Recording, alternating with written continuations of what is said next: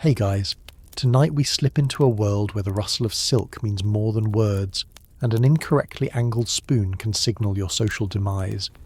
You've just arrived in Victorian England, but not as a tourist. No, you've been sent, gently but firmly, by your parents to stay for the season with your Aunt Cordelia, an indomitable widow with 5 petticoats and 0 tolerance for impoliteness. Your boots crunch on the gravel drive of her estate as the steam engine behind you groans off into the mist. You're immediately aware of your posture, too slouched. Hands. Where do they go?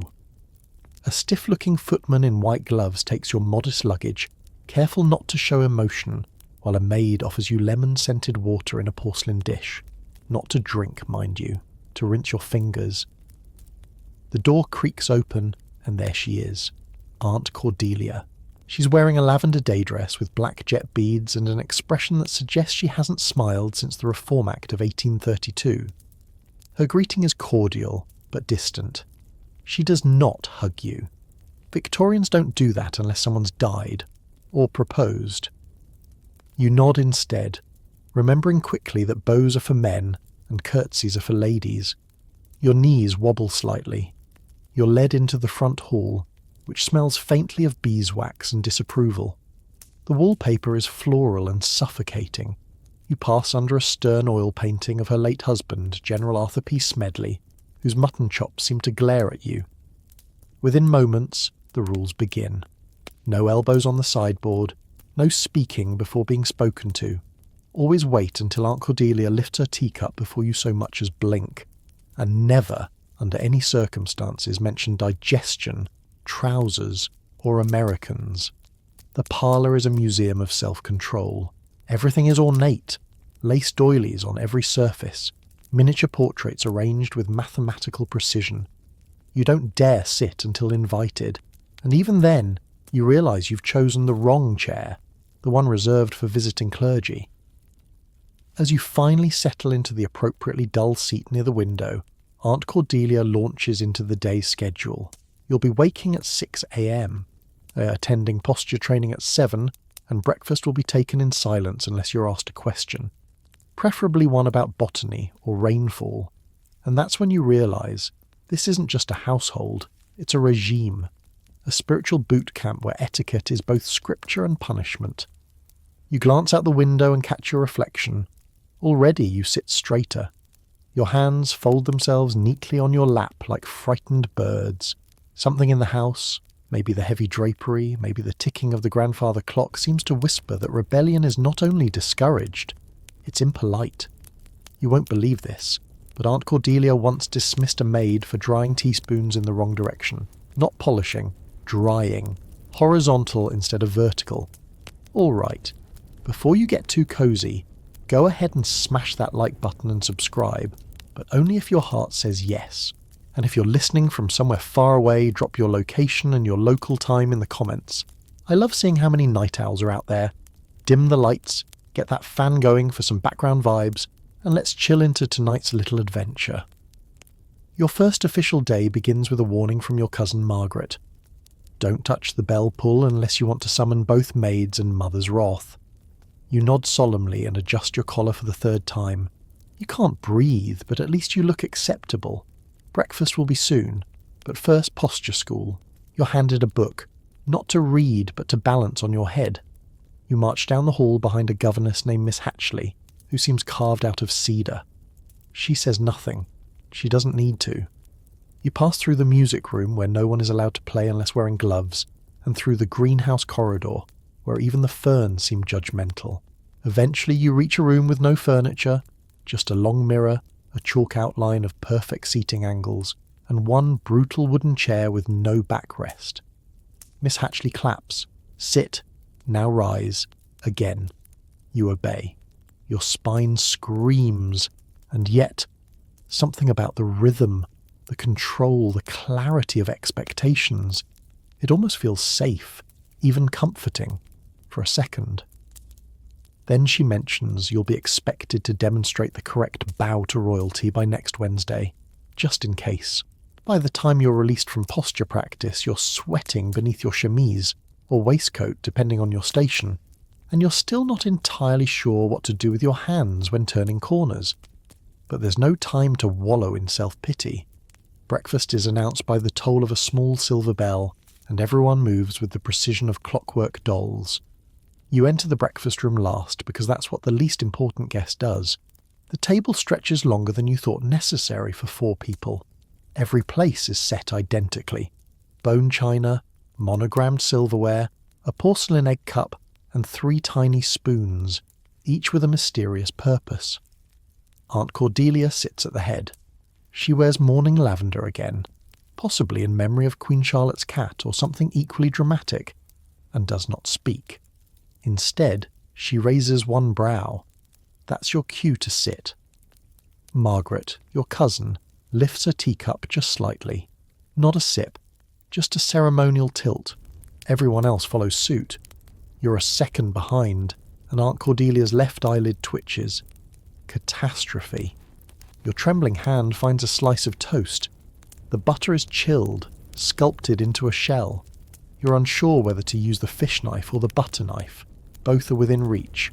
You go for the butter knife. Wrong choice. That was for the crumpets. Margaret clears her throat so subtly it might have been imaginary, but the damage is done. Then comes the moment you dread. Conversation. Aunt Cordelia looks up. Tell me, child, your thoughts on the summer rains this year? You freeze. Is this a trick? You've read exactly one article about rainfall in Surrey during the cab ride from the station. You mumble something about water tables and the hydrangeas, and to your surprise she nods. Success. Margaret chimes in, commenting on how less precipitation improves croquet season. It's nonsense, but beautifully spoken nonsense. You marvel at the verbal ballet, how they make the dullest topics shimmer with elegance and coded messaging. Because make no mistake, every sentence here is a chess move. Compliment the weather, but not so much that you seem oblivious to hardship. Praise the eggs, but not more than once. Never ask for jam unless someone else has taken it. And heaven forbid you reach across the table. That's what footmen are for. You begin to notice how much of this household runs on invisible strings. A subtle nod gets you more tea. A single cleared throat resets the entire mood of the table. The servants move without being acknowledged. You, meanwhile, flinch at every bite, worried you're chewing too loudly. It's during this dance of toast and terror that you learn your first real lesson in Victorian etiquette. This isn't just about manners, it's a full-blown survival system. One mistake, and you might as well be poor. Or worse, French. Your mind wanders to the maid in the corner. She stands perfectly still, like a statue with a duster. You make the mistake of thanking her as she pours your tea. She pauses. Aunt Cordelia pauses. Even the grandfather clock hesitates. Servants are not to be acknowledged, dear, Aunt Cordelia says. Not unkindly, but with the finality of a guillotine. It creates confusion. You nod, cheeks burning. The maid gives you a glance, just a flicker, but in it you sense understanding, maybe even pity. After breakfast, you're told you'll be resting until the calling hour, when guests may arrive or you may be asked to visit others. Resting, however, doesn't mean sleeping. It means reviewing a 50-page etiquette guide written by a deceased duchess, whose favourite phrase was delicacy in all things. As you retreat to your assigned chamber, which smells faintly of old hair powder and lavender sachets, you hear Margaret's voice behind you. You'll get used to it, or you'll crumble. Most people do. You glance down at the guide. The first chapter is titled, How to Enter a Room Without Seeming Desperate. You lie back on the chaise, eyes wide, book trembling in your hands, and somewhere far below, a clock chimes 10. In this house, it might as well be a firing squad. You wake before the maid knocks, mostly because you never really slept. The room is beautiful in that heavily oppressive way only Victorian design can manage. Lace curtains filter weak grey light, and your pillow smells faintly of starch and rosewater. You're fully clothed in your nightwear, but it still feels like you're being judged. There's a knock. Once, politely. You reply with a soft, yes, already sitting upright like a soldier awaiting orders. The maid, possibly the same one you accidentally thanked yesterday, enters with an elegant breakfast tray and sets it down silently on the small table by the window. Toast, a boiled egg, and something that might be kippered herring judging by the smell. You won't be eating it yet, though. Aunt Cordelia insists that everyone appear together for the proper breakfast, but she allows a small tray in the room to prevent low blood pressure and conversational weakness. You nibble mechanically, still haunted by the butter knife incident. Today will be harder. Margaret has warned you. Breakfast in the main dining room is merely Act 1. The true ordeal is navigating it under the ever-watchful gaze of the butlers. You descend the grand staircase at exactly 7:58 a.m. 2 minutes early is polite, 1 minute early is eager, on time is late. The dining room feels colder this morning, or maybe it's just the climate of dread. The butlers, 3 of them, all dressed with military perfection, stand at attention along the wall. You wonder if they blink. You're not sure they're allowed. Aunt Cordelia is already seated at the head of the table. She has an edition of the Morning Chronicle spread before her but doesn't appear to read it. Instead, she peers just above the edge, like a lioness watching prey fumble toward danger. Margaret is spooning soft-boiled egg onto toast triangles with a precision usually reserved for surgical procedures. You try to copy her. Your toast cracks too loudly. One of the butlers flinches, but it's not just the food today, it's the scrutiny. You're becoming more aware of their eyes, quiet, unreadable, ever-present. Not just observing your behaviour, but measuring it. The servants aren't furniture. They're the silent enforcers of etiquette. If you hold your knife incorrectly, they will know. If you drop a fork, they will appear with a replacement before it hits the carpet, but silently deduct 1 point from your invisible social scorecard. You reach for the teacup, this time remembering to use your thumb and index finger only. Never cradle. As the delicate porcelain brushes your lips, you catch the eye of the senior butler. He gives a barely perceptible nod. Relief floods through you like warm broth. You've done something right. But success, like the butter curls, is fleeting. You sneeze, just once, a quiet one, into your handkerchief as trained. And yet, Aunt Cordelia lowers her newspaper. I trust that was not a sign of weakness, dear. You smile faintly. Just the weather, Aunt. She nods, but the damage is done. One of the butlers silently places a small silver dish with cloves and caraway seeds in front of you. A genteel suggestion that perhaps your breath, post-sneeze, needs improvement. You chew the seeds as if they're penance. They taste like shame and anise. The remainder of the meal continues without incident, which is to say, in total silence. And it's during this stillness, as forks clink delicately against porcelain, and no one meets anyone's gaze, that you realise something deeply unsettling. This breakfast isn't about food, it's about performance. Not for Aunt Cordelia or Margaret, but for the unseen scorekeepers, the servants, the butlers. The hierarchy exists because it is witnessed, monitored, maintained. Which leads to the terrifying conclusion, if they decide you don't belong, neither does anyone else. Later, in the drawing room, Margaret will whisper a chilling truth. You're never truly alone in this house. You're always being evaluated, especially when you think you aren't. After breakfast, you find yourself ushered, gently, wordlessly, into the drawing room once again.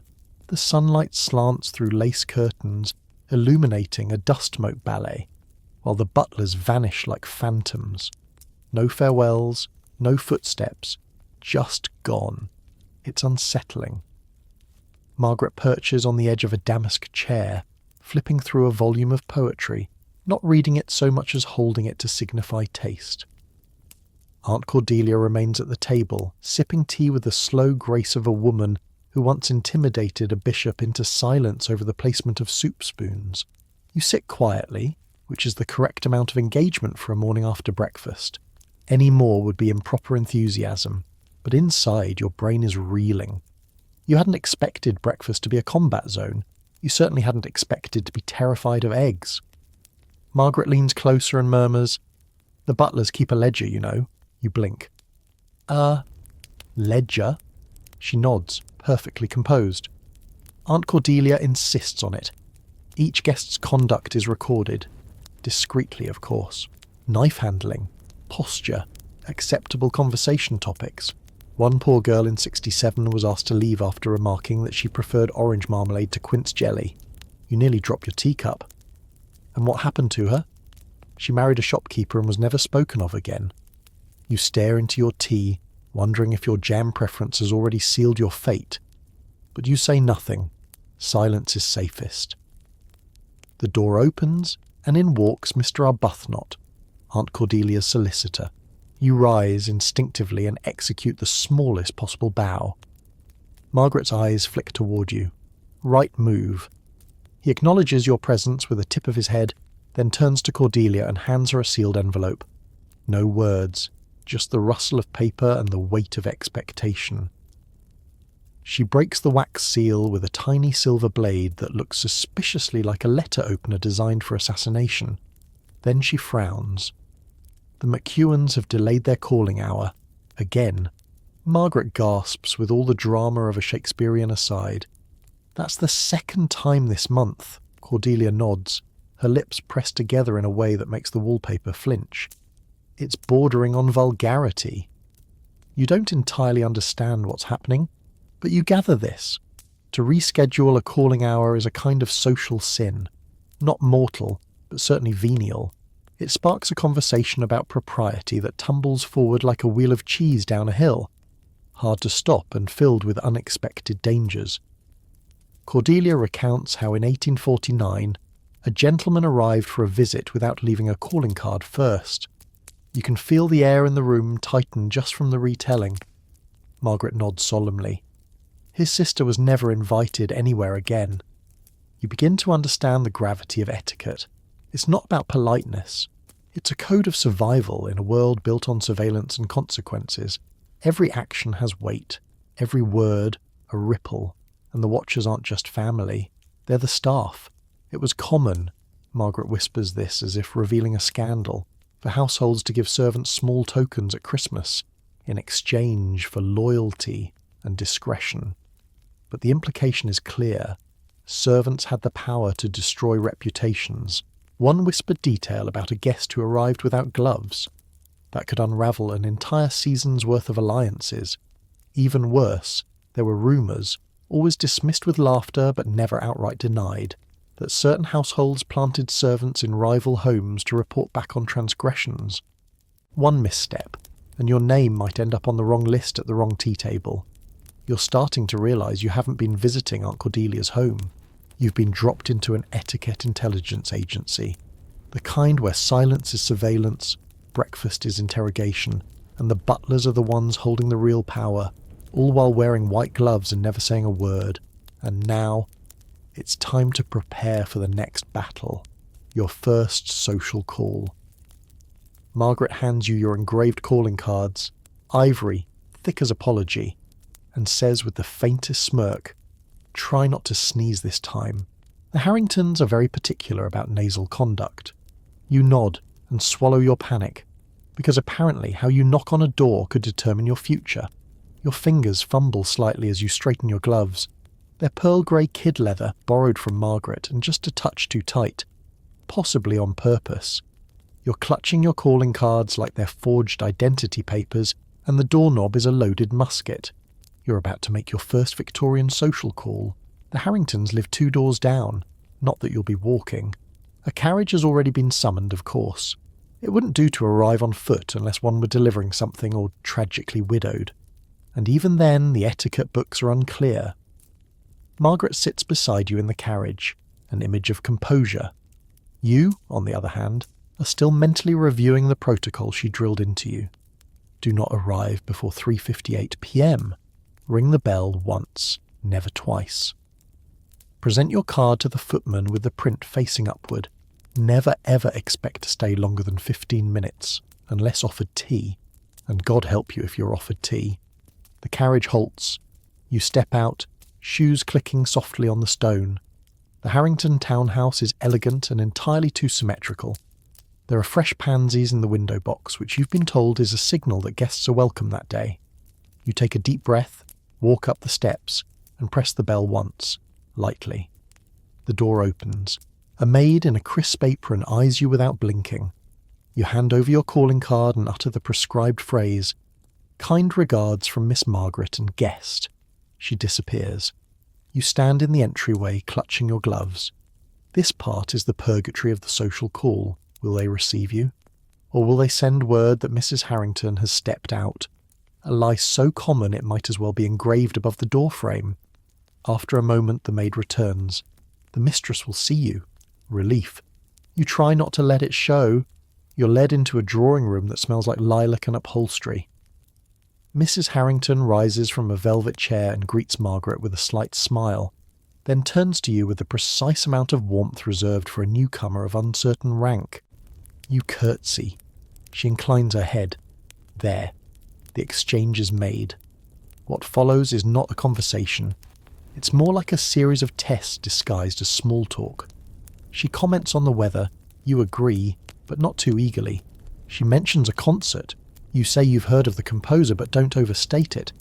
You refer to a poem in passing, and she nods, faintly impressed. You think you're doing well, until she offers you tea. This is not kindness. This is an escalation. You glance at Margaret, whose expression is unreadable. Perhaps this is a trap, or perhaps it's a genuine invitation, though that distinction might not matter. You accept. Tea is brought in on a silver tray by a maid with the solemnity of a coronation. You're now expected to pour, since you're the guest who accepted. You do so with shaking hands, praying the spout doesn't dribble. It does not. Small miracle, but you've made a critical mistake. You forgot to ask, 1 lump or 2, before pouring the tea. Mrs. Harrington politely adjusts her teacup to one side. It's subtle, a mere millimetre. But in that one movement, you feel your rating drop. 15 minutes pass in a blur of neutral compliments and mental landmines. And then, as quickly as it began, it's over. You rise, curtsy again, and murmur your thanks. Margaret and you exit with synchronized grace, the front door closing behind you with the soft finality of a tomb lid. In the carriage you exhale. How did I do? Margaret tilts her head. You didn't disgrace us, but next time, remember to tilt the sugar tongs diagonally. It shows restraint. You lean back, utterly exhausted, not from conversation but from performance, and now you're expected to return the favour, because you see, the Harringtons left their own calling card at Aunt Cordelia's house last week, which means they're expecting tea tomorrow. You spend the next morning in a state of subdued panic, pacing your room like a Victorian prisoner awaiting trial, except your execution won't be by axe, it'll be by misaligned teaspoons or mismatched napkins, because today you're hosting. Well, not really you. Aunt Cordelia, of course, is the true hostess, but as a member of the household and a young person of presentable character, you're expected to play your part in the sacred ritual of receiving callers. Margaret finds you in the dressing room holding 3 nearly identical brooches paralysed. She picks one, lavender enamel with seed pearl, and pins it in place. It whispers taste, she says. Anything louder would shout desperation. You want to laugh, but you're too afraid. By 3:50 p.m, the drawing room has been fluffed, scented, dusted, and floralised within an inch of its life. A fresh silver tea service glints on the low table, and the maid, Emma, you've learned her name now but still aren't allowed to say it aloud, stands by with the practised stillness of a palace guard. Then the bell rings, not once, not twice, but once, precisely. The perfect knock. It's them. You stand, waiting. This is the etiquette equivalent of opening night. The Harringtons enter with all the breezy frost of seasoned socialites. Mrs. Harrington offers a slight incline of her head. You curtsy, this time managing to maintain balance, posture, and dignity. Barely. Small talk begins. Or more accurately, small test disguised as conversation. You ask about the pansies in her window box, a safe topic. She counters with a remark about the difficulty of finding decent garden staff these days, a trap possibly. You nod solemnly but avoid specifics, and then comes the moment of truth. It's time to pour the tea. Aunt Cordelia gives you a look, It says, "You know what to do, or I'll never forgive you." You pick up the teapot like it's made of nitroglycerin. First the cups, then the question. "One lump or two, Mrs. Harrington?" She gives a slight smile. "Just one, thank you." You place the sugar cube with the tongs diagonally into her cup. She nods. It's the smallest movement in the world, but it feels like winning a medal. The next 20 minutes are a blur. You speak just enough. You smile at the right moments. You manage not to spill a thing, nor commit any ghastly faux pas like offering jam before scones are acknowledged. And yet, there's something you hadn't accounted for. The calling card counter-ritual. As the Harringtons prepare to leave, Margaret nudges you. "The tray," she whispers. "Right. The silver tray, where you place their calling cards, gently, never stacked, to signify they visited. Aunt Cordelia will review them later, making careful notes in a ledger so discreet it might as well be kept in invisible ink." Mrs. Harrington places her gloved hand lightly on yours before departing. "You manage a tea table quite well. Have you considered visiting the Blakemores?" You blink. This is not just idle chit-chat. It's an invitation to advance, a subtle offer of inclusion in the next ring of society's strange onion. You murmur something vague and demure, the correct response, and close the door behind them. As silence descends, you realise your palms are damp. Your spine aches from sitting too straight, and your face muscles tremble from holding the perfect smile for so long. Aunt Cordelia nods. "Adequate. You did not disgrace us." From her this is high praise. Margaret links her arm in yours.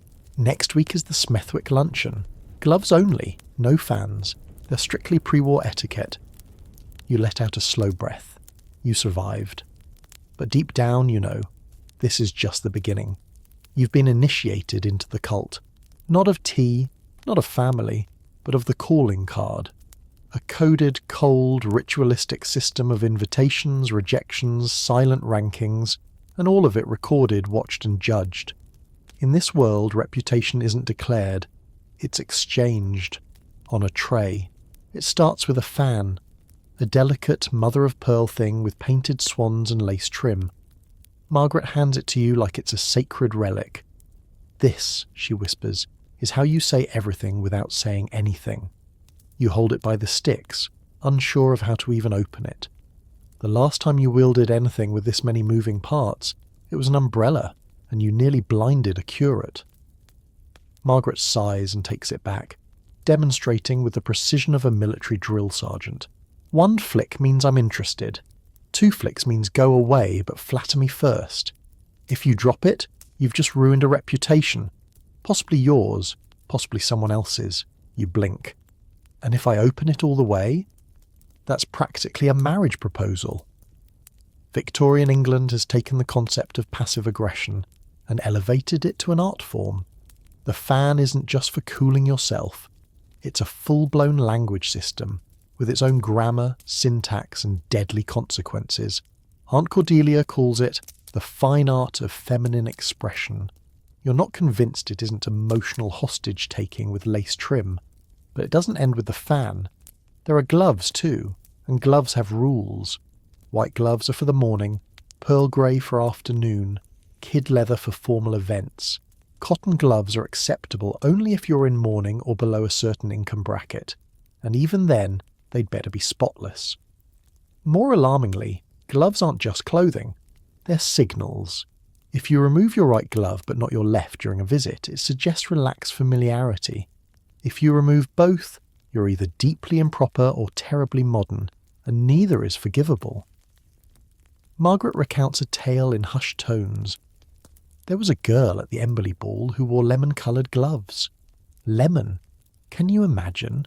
She was practically excommunicated from the orchestra season. It's funny in theory, terrifying in practice, because every accessory, every object carries social meaning. Even your parasol is a code. Pointed downward, it says you're not available. Tilted towards someone, you're practically flirting. Left leaning against a chair, someone will interpret that as an invitation to gossip. Or worse, an insult. Aunt Cordelia drills you in glove etiquette over lunch. You must never eat with gloves on, unless you're outside, or it's a picnic, but not a formal one, unless it's sponsored by royalty, at which point, well, you'll be briefed again. Even how you hold your gloves matters. Draped over the wrist means poised. Clutched in a fist, you're seen as anxious, possibly untrustworthy. And here's the truly maddening part. None of this is written down, at least not officially. The guidebooks will say, a lady must conduct herself with grace, but they won't tell you what to do with your left glove when someone drops their handkerchief during an open-air concert. You're expected to know, or pretend to, or watch Margaret and copy her without looking like you're copying her. And the language doesn't stop at clothing. It extends to eye contact, seating positions, and even how you hold your teacup. Handle at 4 o'clock? Refined. At 6 o'clock? Too eager? At 3 o'clock? You might as well have spat in the clotted cream. You begin to realise you're never off stage.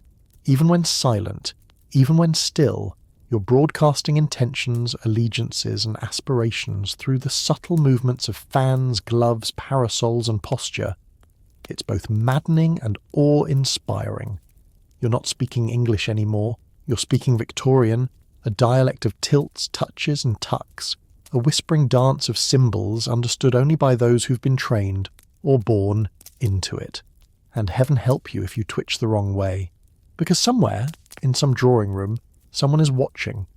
By the end of your 3rd week in Aunt Cordelia's house, you've learned to speak volumes with a flick of the wrist. Or so you think. But then comes the incident of the dropped glove. It's a Thursday. The air smells faintly of horsehair upholstery and overripe lilies. There's a funeral somewhere down the lane, but that's not your concern. You're at a garden party hosted by Lady Weatherby, a woman whose idea of a warm welcome involves scrutinising your bonnet and asking where your family summers. You're doing your best to remain unnoticed, which in Victorian high society is the closest thing to success. You nod politely at the right moments, tilt your fan just so, and even remember not to laugh with your teeth. Margaret warned you that smiles, when unrestrained, reek of the colonies. And then, just as you reach for a small triangle of cucumber sandwich, your glove slips. It doesn't fall, no, it drops. Gracefully, traitorously, and publicly. Right at the feet of Mr. Cyril Hattington, a bachelor of good breeding and dangerously eager mother. He freezes, you freeze. The entire mood of the conversation shifts by half a degree. Now, in any other era, a dropped glove would be just that, a dropped glove. But here, in this setting, it might as well be a love letter, a proposal, or a scandal in the making. It all depends on how you retrieve it. Option 1. You pick it up yourself, immediately. Signals independence, potentially brash, possibly modern, and not in the good way. Option 2. He retrieves it, and you accept it back.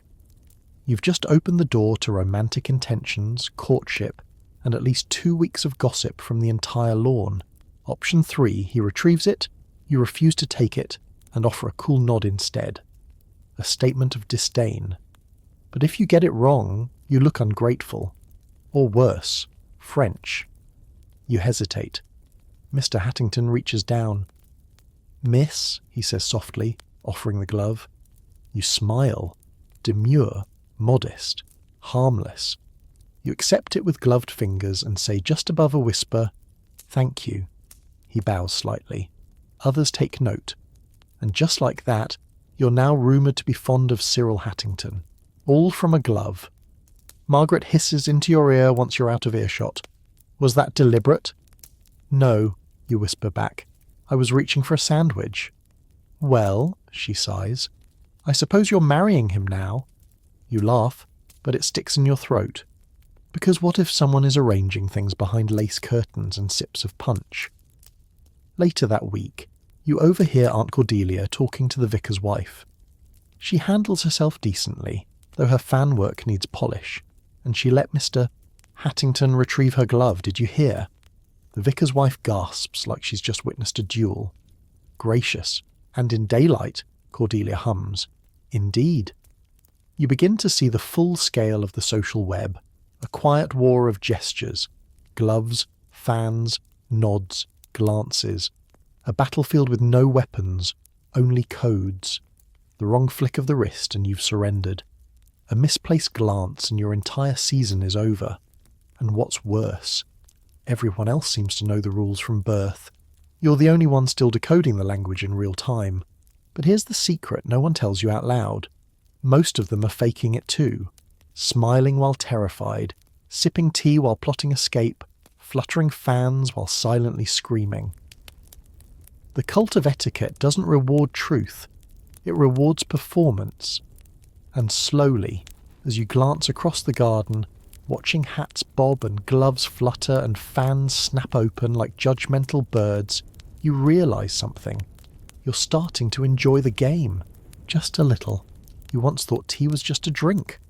A cosy ritual, perhaps, with scones and maybe some idle conversation about the weather. How adorable that thought seems now. In Victorian society, afternoon tea is not a refreshment. It is theatre, the stage upon which social roles are performed with deadly precision, and the audience, always watching, includes not just the hostess and her guests, but the servants, the neighbours, and even the passing postman who notices which carriages are parked outside. It begins before the tea is even poured. At precisely 3:45 p.m, the drawing room is fluffed within an inch of its life. The antimacassars are rearranged to be exactly perpendicular to the edge of each chair. The footman sets out the silverware with surgical accuracy, sugar tongs aligned, napkins folded like origami lilies, teaspoons placed at the correct 45-degree angle, never horizontal. You arrive in a light day dress, gloves off but visible, and a hat small enough to suggest modesty, but large enough to imply that someone of importance once complimented you on it. Aunt Cordelia supervises the arrangement from her armchair like a general commanding her troops. Margaret offers you a low whisper. Do not comment on the temperature of the tea. Hot tea is a birthright, not a preference. You nod because at this point you've accepted that tea is sacred and possibly sentient. Then the guests arrive. 4 ladies and one very unfortunate young man whose presence signals his mother's desperation to marry him off before he starts losing his hairline. Everyone exchanges smiles so tight you can hear teeth grinding beneath them. Small talk begins immediately, and so does the scrutiny. You're seated between a Miss Ashford, who's already eyeing your teacup angle, and Lady Billings, a woman who smells faintly of lavender and judgment. The conversation circles lazily around church flower arrangements, the price of imported linen, and the scandalous rumour that someone had salted butter at the Western luncheon. And through all of this, you must perform the choreography of tea. Pick up the saucer before the cup. Never slurp. Never stir in a circular motion, only back and forth, and never touch the sides of the cup. Sip, never gulp. Smile occasionally, but without revealing molars. Scones are brought out next, accompanied by strawberry preserves and clotted cream. This is not food. This is a social landmine. Cream first or jam first, someone says lightly, but the air tenses like someone just drew a sabre. You hesitate. Margaret once told you it depends on the county. Devon goes cream first, Cornwall goes jam first. But you can't remember which house follows which custom. You go with cream first. Miss Ashford makes a sound like someone just stepped on a hymn book. Lady Billings pats your arm gently. How modern, she says. You've failed some test, but you're not sure which. To recover, you attempt neutral conversation. Such a lovely afternoon. Lady Billings nods. Indeed. Do you take lemon in your tea? This is another test. You say, just a touch, and reach for the lemon slice with the sugar tongs. Not the fingers, never the fingers. Correct move. The conversation shifts to local piano recitals. You nod in the right places, add a thoughtful, indeed, and resist the temptation to nibble your scone. It crumbles too easily. Crumbs are chaos. And just when you think you've survived the gauntlet, a catastrophe strikes. Someone knocks over a teacup. Not you, mercifully. Miss Ashford. A minor spill, just a few drops, but enough to leave a faint brown stain on the lace tablecloth. Gasps. A teacup shatters in spirit, even if it survives physically. Miss Ashford's cheeks flush pink. She whispers an apology, and the room pauses. Aunt Cordelia speaks. "Shall we open the window a touch? The air has gone terribly thick." No one speaks of the spill again, but Miss Ashford is never invited back. The moment Miss Ashford leaves, you feel the shift. It's not overt, no eye rolls, no whispers, but the atmosphere changes, like someone's taken a damp napkin and gently wiped her out of the guest list. Margaret leans toward you ever so slightly and whispers behind her teacup. "That was her third mistake this month." You blink. "Third?" She asked for seconds at the Vandergraves' tea, and last week she waved at a man across the street, in gloves. You shudder. One mistake could be forgiven. 2 was concerning. But 3? That's social heresy. You take a bite of your scone carefully. It disintegrates into the clotted cream like soft chalk. You press your lips together, chewing in silence while praying no crumbs fall to your lap. Across from you, Lady Billings begins to recount a story involving a misplaced corsage and a ruined dinner party in Bath. Everyone laughs, delicately, and you join in. Not because the story's particularly funny, but because failing to laugh at the right moment is a documented cause of social exile. That's when you realise it's not the teacups or the jam or the cucumber sandwiches that exhaust you. It's the constant translation. Every conversation, every gesture is a cipher. You can't simply speak. You must edit, shape, soften, veil. You must be agreeable without being dull, informed without being arrogant, refined without being cold. You must have opinions, but only ones pre-approved by the invisible council of upper-class propriety. Aunt Cordelia catches your eye from across the room. She gives the slightest nod, a look of quiet approval. It sends a warm jolt through you, until you realise it's the same nod she gave the housemaid this morning for polishing the brass correctly. Still, you'll take what you can get. The conversation turns toward embroidery, and you feign just enough interest to avoid follow-up questions. Lady Billings describes her latest mourning sampler, an embroidery pattern designed for remembering the dead, complete with delicate roses, urns, and sorrowful angels. "They're terribly fashionable this year," she sighs. "So many dear friends taken by the fog." No one needs to ask which fog she means. The infamous London particular, a smog so dense it could blot out windows for days, has claimed more reputations than lives. If you visit someone while it's too thick to see the path, people assume you're too eager, too bold, too indiscriminate. You've now entered a realm where weather itself is tangled in etiquette. As the tea begins to wind down, footmen appear with silver trays and cool, practiced movements. Empty cups vanish. Napkins are folded and replaced, and then comes the ritual of departure. No one says, "I'm leaving." That would be barbaric. Instead, someone shifts slightly in their chair. Another guest glances at the mantel clock. Lady Billings sets down her teaspoon with a meaningful clink. The signal passes like a ripple through the room. You stand slowly, gloves redonned with surgical precision, and offer a polite smile, not too broad, not too stiff. Margaret links her arm in yours and you curtsy, modestly. The guests file out. Cordelia remains seated, like a spider in the centre of a well-spun web. Once the door closes behind the last bonnet, she sighs. Well, that was adequate. You almost collapse with relief.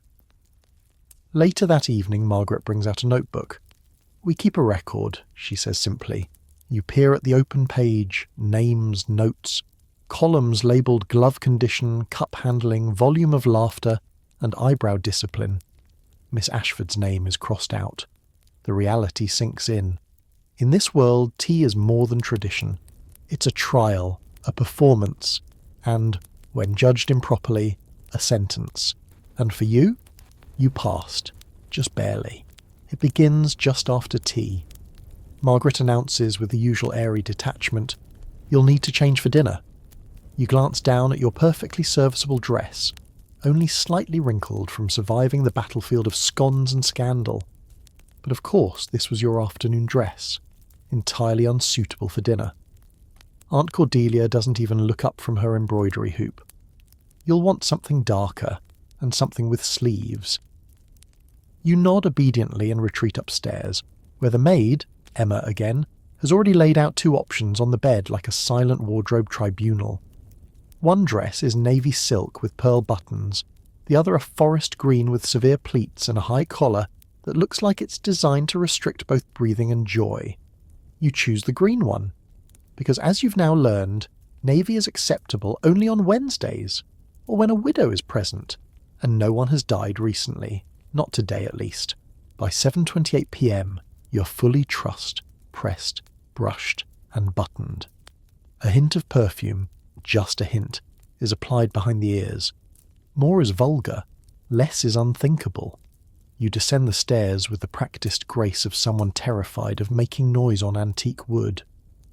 Margaret is already waiting in the drawing room, dressed in a burgundy gown that signals dignity and mild boredom. "Just smile," she says, "and remember, don't talk about digestion, or politics, or weather, unless it's fog. Fog is always in fashion." The dining room is a theatre, and tonight's play is called Endure Dinner Without Causing a Scene. The table has been set like a religious altar. Candelabras, crystal glasses, 12 pieces of cutlery per person, each with a purpose you've only partially memorised. Napkins are folded into triangles so sharp they could draw blood. You take your seat only after Aunt Cordelia lowers herself into hers. The butlers hover like well-dressed ghosts, and a footman places your napkin onto your lap for you. You resist the urge to thank him, and then the courses begin. Soup first. Clear broth, naturally. Cream soups are too heavy for the first course and suggest a lack of refinement. You must sip silently, always toward you, not away. Slurping is a felony. Fish course. Filleted sole in lemon butter. You use the fish knife and fork, not the regular ones. And certainly not your hands, unless you want to be sent to bed without a reputation. Main course. Roast duck or possibly pheasant. You're not sure. You're too focused on holding your knife like a surgeon and your fork like a poem. Elbows in, wrists relaxed. Eyes politely lowered but not vacant. The conversation floats around you like music you're not quite tuned into. Discussions of the Prime Minister's wife's milliner, whether rhubarb is medicinal or vulgar, and the scandal involving Lord Farley's stable boy and a collection of imported cheeses. You contribute nothing, which is correct. You're the youngest at the table, and therefore permitted only mild laughter and the occasional indeed. But it's not just the food and the forks, it's how you eat. You must never eat faster than the hostess. You must never finish your plate. That suggests greed. But you must also never leave it untouched. That suggests disdain. You must pause after each bite as if considering the ethical implications of asparagus. And you must never, ever mention salt. If food needs it, you endure. If you ask for it, you might as well eat with your hands and quote Voltaire. By the 3rd course, your spine aches. You've held the same posture for nearly 90 minutes. Every muscle quivers from restraint. Your face hurts from smiling in soft, non-threatening ways. And then dessert arrives. A syllabub. Sweet, creamy, trembling like your inner sense of peace. It's your reward. You eat it slowly, reverently, like a sinner receiving communion. And then Aunt Cordelia dabs her lips with her napkin, once, gently. The signal. Dinner is over. Everyone rises in perfect silence. You've done it. You've survived. You didn't slurp, slouch, or perish. You may even have impressed the butler with your use of the game fork. But before you can exhale, Margaret whispers, "Now we head to the drawing room for post-dinner conversation." You freeze. You thought dinner was the performance. It was only the audition. You follow the procession out of the dining room like a polite little duckling, chin up, steps measured, expression neutral but not blank. Margaret glides ahead of you, the hem of her burgundy gown whispering across the carpet like a well-bred ghost. Aunt Cordelia remains perfectly silent, which in Victorian parlance means she's in a fine mood. The men, of course, stay behind, for port and political muttering. Because naturally dinner isn't just dinner, it's a segregated theatre, where women remove themselves so the men can loosen their cravats and pretend they're still important. In the drawing room, the atmosphere has shifted. Slightly more relaxed, but only just. The candles are lower now.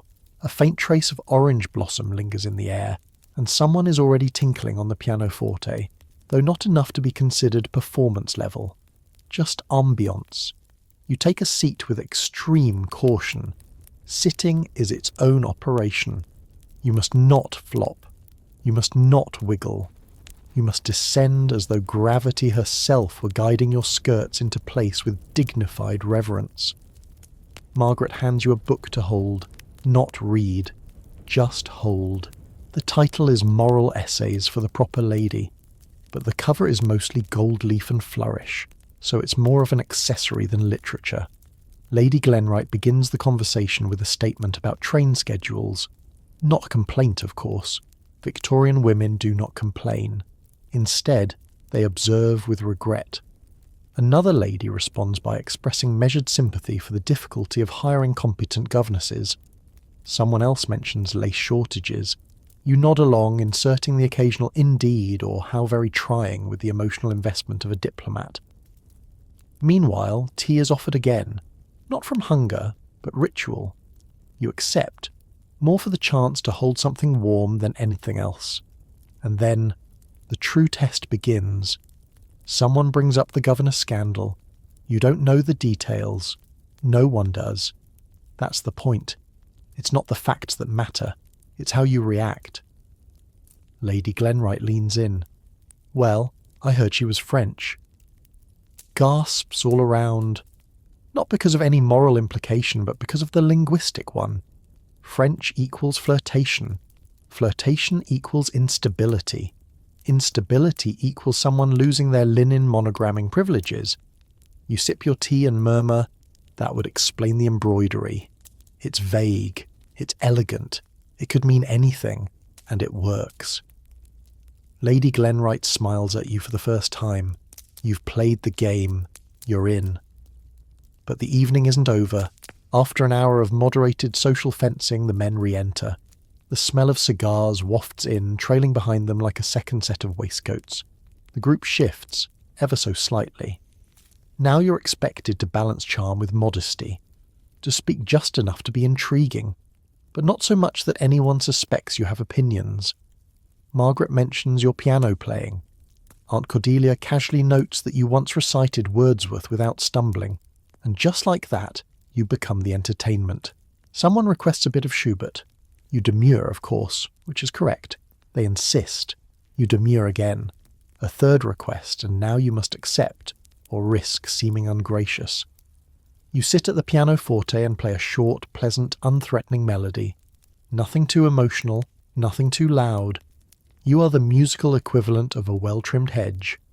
Applause follows, polite, measured, and exactly 3 seconds long.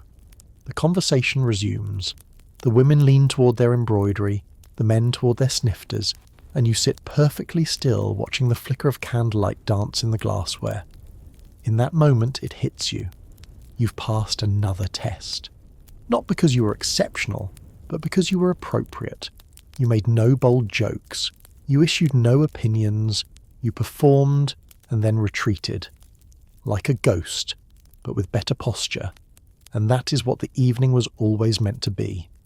Not a gathering of friends, but a quiet, elegant survival trial dressed in silk and softened by piano music. You go to bed with aching feet, burning cheeks, and the eerie sense that someone, somewhere, has recorded every word you spoke, and how many times you blinked.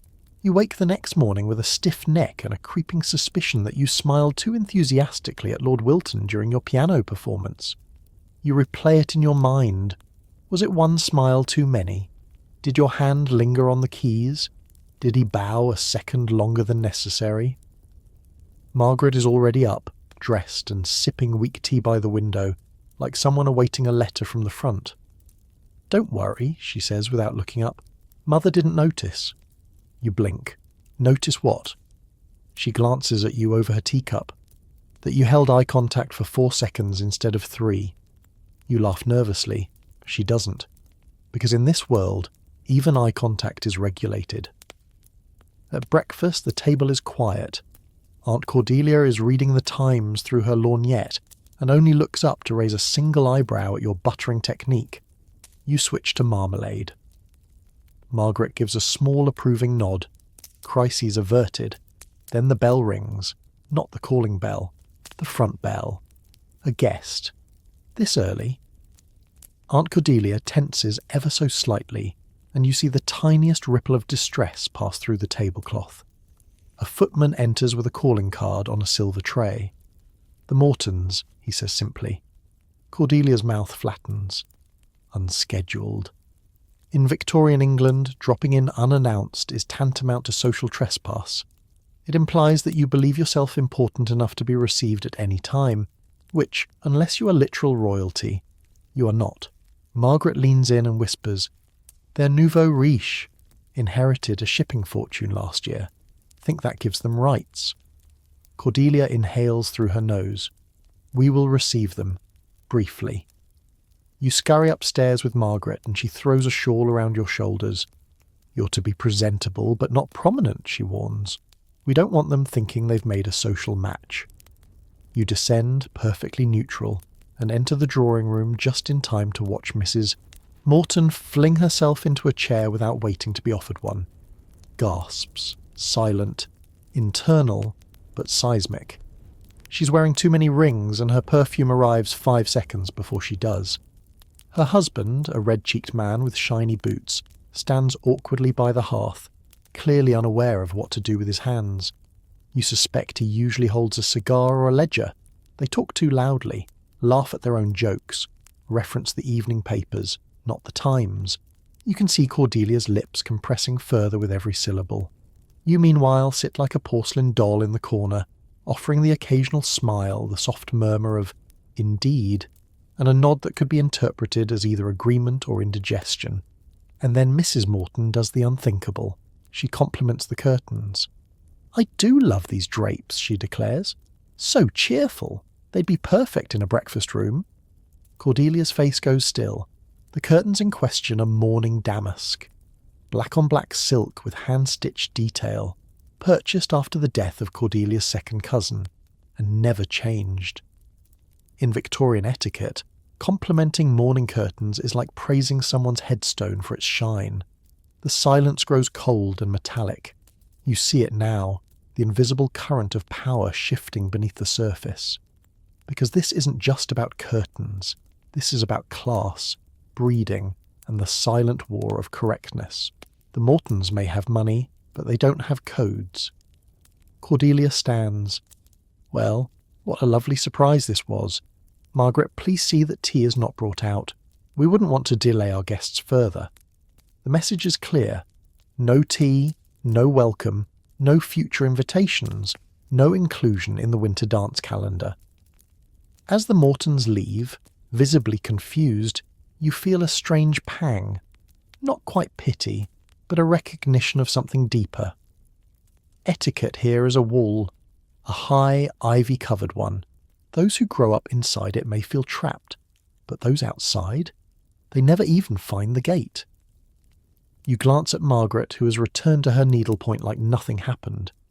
You wonder if she ever thinks about what's on the other side, or if she's just glad not to be the one complimenting the mourning drapes. After the Mortons leave, the room exhales. Aunt Cordelia doesn't speak for a full minute, which in her world is the equivalent of a thunderous monologue. Margaret resumes her needlepoint with a ferocity normally reserved for fencing. You sit still, unsure whether to reflect or retreat. "They'll be fortunate," Cordelia finally says, "if anyone speaks to them again before Michaelmas." You nod. That seems about right. But a small part of you wonders, what if the Mortons weren't trying to offend? What if they were just human?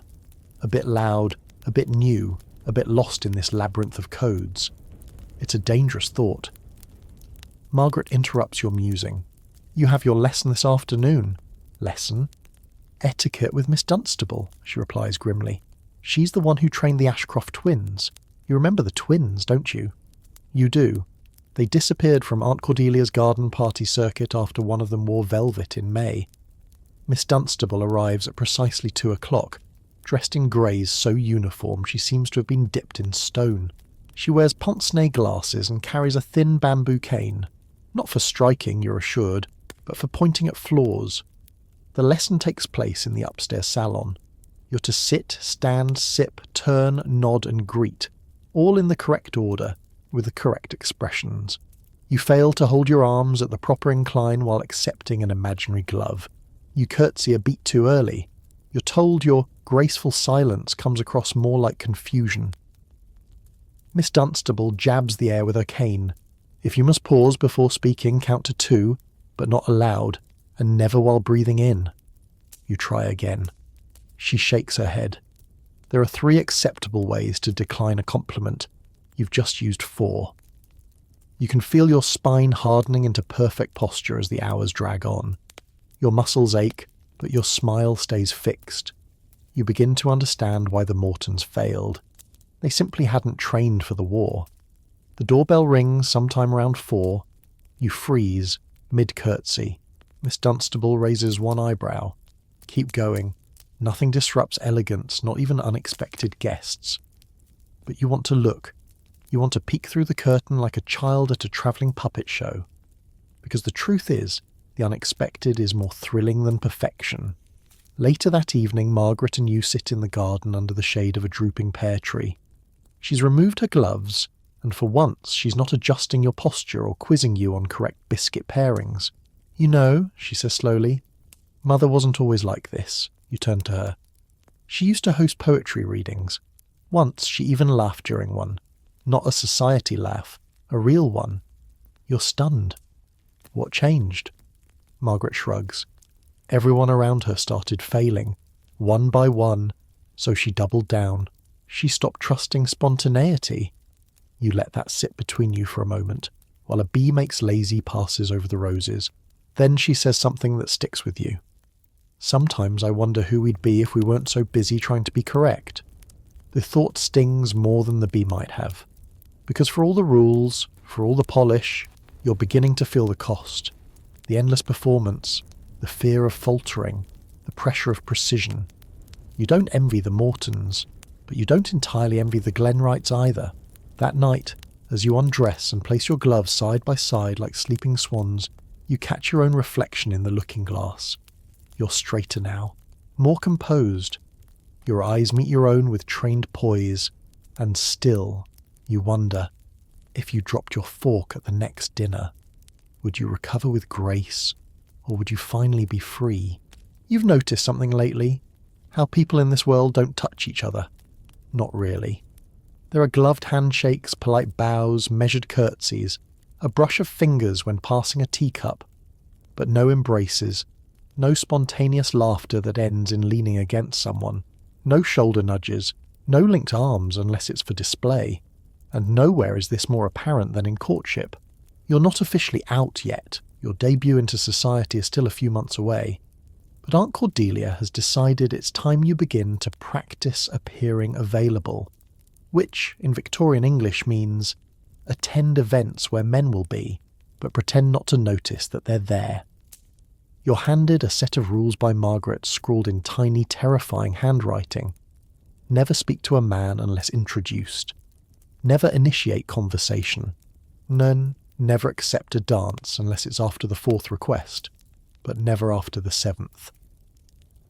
Avoid standing too near a potted plant. It implies waiting. Laugh, but only if another woman laughs first. You blink. Is there anything I can do? Margaret thinks for a moment. You can glance. That night you attend your first proper soirée. Not a full ball, that would be too forward, but a polite evening musical gathering at the Strattons with a respectable guest list and faintly warm lemonade. You're escorted in by Margaret, presented like a well-groomed ornament. The drawing room is filled with low conversation, candlelight, and the sound of someone gently murdering Chopin on the pianoforte. There are young men present, pale, gloved, hair parted like geography lessons, some with monocles. One even has a pocket watch chain that jingles. You're told this is a good sign. You stand by the side table and pretend to be fascinated by a small dish of candied violets. Then you glance, delicately, diagonally, toward the far settee. And there he is, Mr. Everett Leland. He's tall, faintly melancholic, and rumoured to have once studied astronomy before his father reminded him that telescopes don't generate income. You glance. He does not glance back. You glance again, this time while adjusting your fan. Margaret clears her throat, too obviously. You lower your gaze, cheeks burning. A miss. You sip your lemonade, which is warm and suspiciously minty. Someone requests a waltz on the pianoforte. People begin to pair off, not to dance, but to observe each other in pair-like proximity. Mr. Leland walks past you. Your heartbeat catches, not because he's close, but because he adjusts his glove before doing so, a known signal for, "I have noticed you." You respond by fanning yourself once and then closing it gently. Margaret nods with grave approval. This is the mating dance of Victorian courtship. Two people moving in elegant denial of each other, communicating through props and eye contact, never speaking, never confirming, always implying. Mr. Leland pauses by the window, seemingly alone. You count to 5, slowly, the way Miss Dunstable taught you, and then begin to walk toward the piano.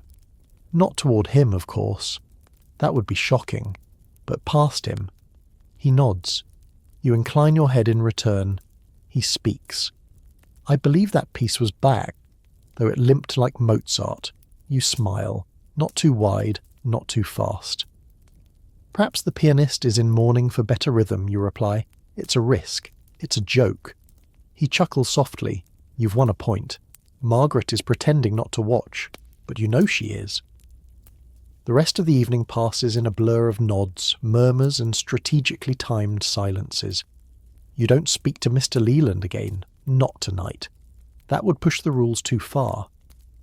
But as he leaves, he gives you the slightest bow, and you know what that means. It means he will call, through his mother, by card, at a prearranged hour, under full chaperone surveillance, and you'll be ready, with gloves, fan, posture, and silence polished to perfection. Because flirting in Victorian society isn't about words, it's about mastery of the invisible. The following week, the air in the drawing room thickens with anticipation. Aunt Cordelia has rearranged the floral arrangements 3 times. The silver has been polished, the carpet combed. Yes, combed. And Margaret has removed the family dog from view. He breathes too audibly and might offend the tone of the visit. Because today, Mr. Everett Leland is calling. Not unaccompanied, of course. His mother is with him, which is how Victorian society pretends things are chaste while silently pushing everyone toward marriage. You sit in a pale lilac day dress chosen by Aunt Cordelia for its non-threatening femininity.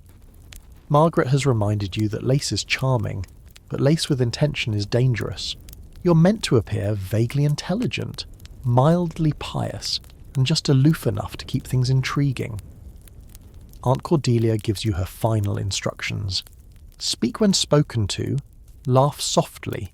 If he compliments your appearance, acknowledge it with a nod, not gratitude, and under no circumstances mention railways. You raise an eyebrow. Why not railways? They make men think of schedules and soot. The bell rings.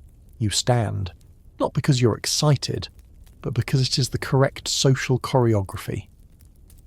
The door opens, Mr. Leland enters. His mother is swathed in layers of velvet and opinions. He wears a deep green coat, the kind of colour that suggests he knows how to ride a horse and quote poetry, but not at the same time. The initial conversation is stilted, polite, weather of course, then church flowers, then a remark about French lace which Aunt Cordelia steers away deftly. Continental talk is risky. Mr. Leland is quiet, but observant. You sense that he's playing the same game you are, the game of restrained curiosity, a soft-spoken fencing match in which every sentence is both sword and veil. He asks about your favourite poet. You blink. This is a bold move. Literature implies inner life, dangerous territory. You choose Elizabeth Barrett Browning, safe, elevated, female. but you pick an obscure sonnet, not the one everyone knows. He smiles. Ah, my letters, all dead paper, mute and white.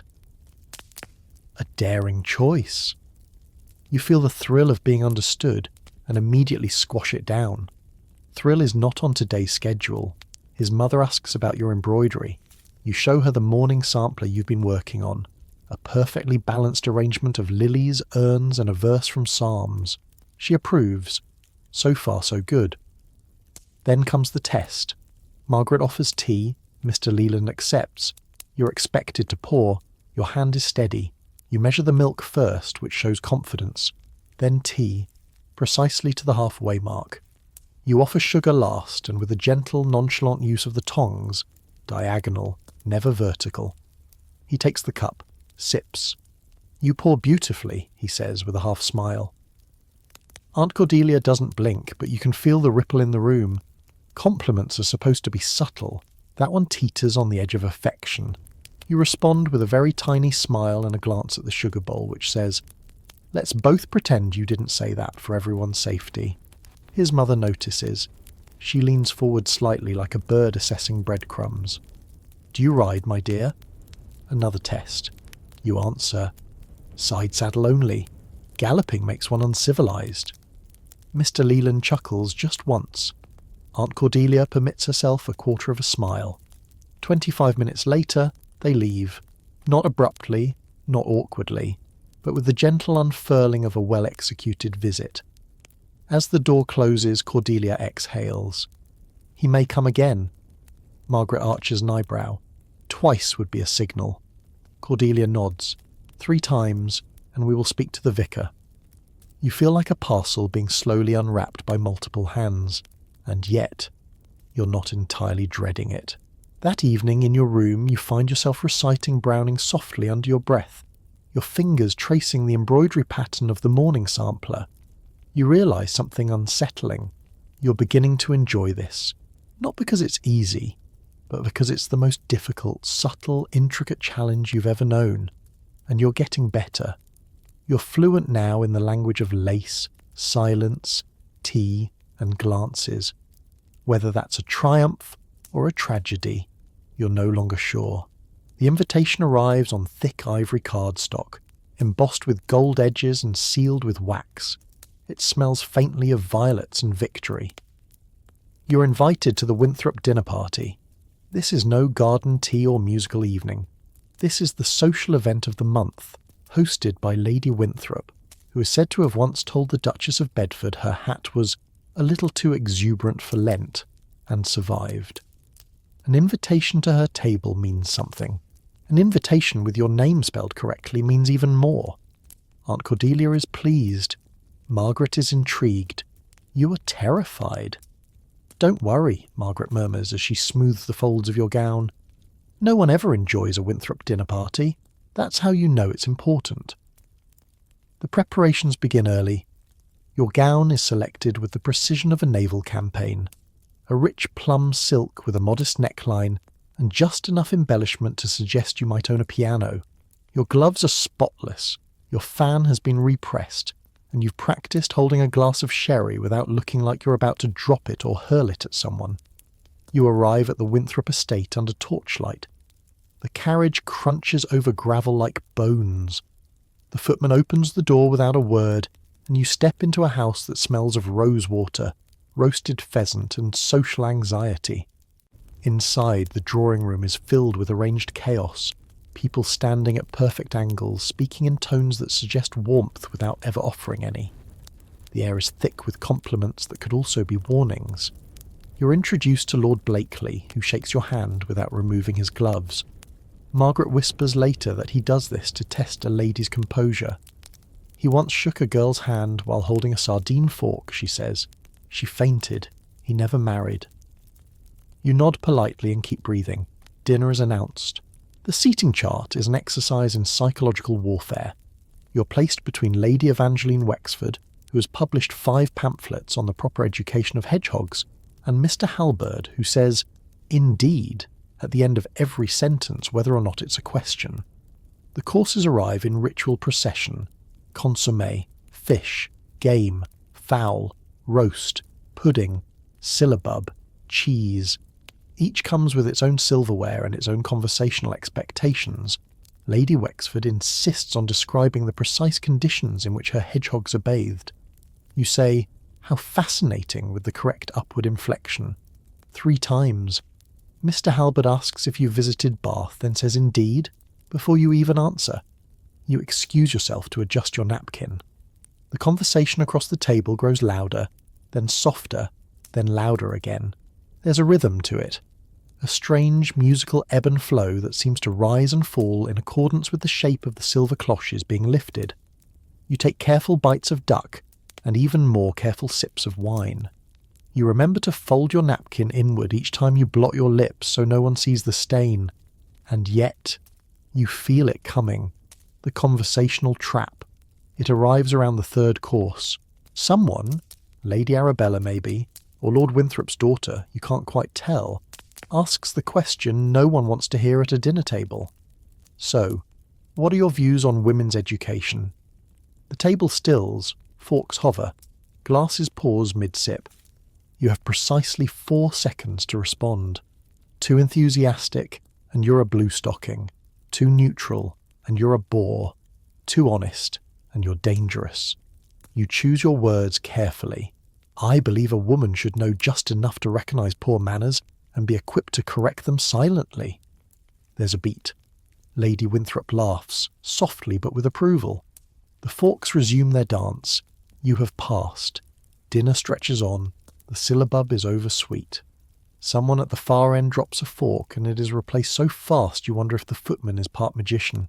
You excuse yourself for the retiring room, where several women gather under the illusion of powdering their noses but are actually exchanging information about courtships, fortunes, rumours, and emotional collapses disguised as migraines. You offer no gossip. You listen. Listening, as Aunt Cordelia says, is a form of power that no one can accuse you of wielding. You return to the table just in time for coffee and candied orange peel. Lady Winthrop stands. The evening is over. You curtsy. You smile. You're not the first to leave. And as you float down the staircase, a voice behind you says, "You carried yourself beautifully tonight." You turn. It's Mr. Everett Leland. He smiles. Not the kind you've rehearsed, but a real one. You don't smile back. Not yet. That would be too much. Too soon. Instead, you lower your gaze just enough to let the silence hang between you like lace curtains. Delicate, deliberate, and entirely intentional. "Thank you," you say, softly. "The evening was lively." Mr. Leland's smile twitches like he's suppressing a laugh.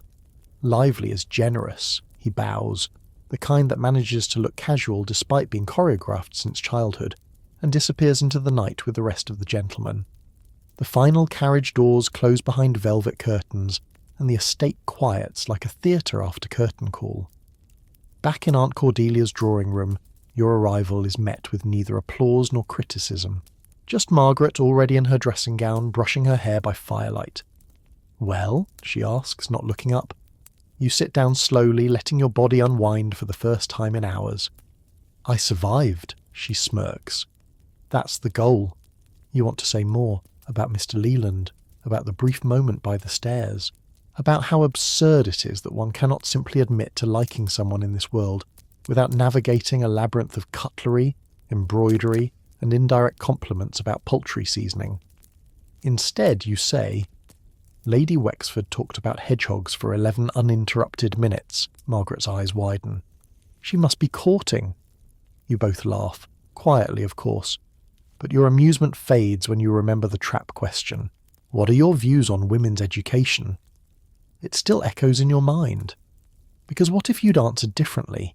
What if you'd said what you truly felt? That it's exhausting to be charming and silent and soft all the time. That you read books not because it's fashionable, but because the world is stifling and you need to breathe through someone else's thoughts. That you do want to learn Latin. That you don't want to live a life where your deepest opinions are only allowed if disguised as polite metaphors. You're not angry, not exactly. But something inside you is stirring.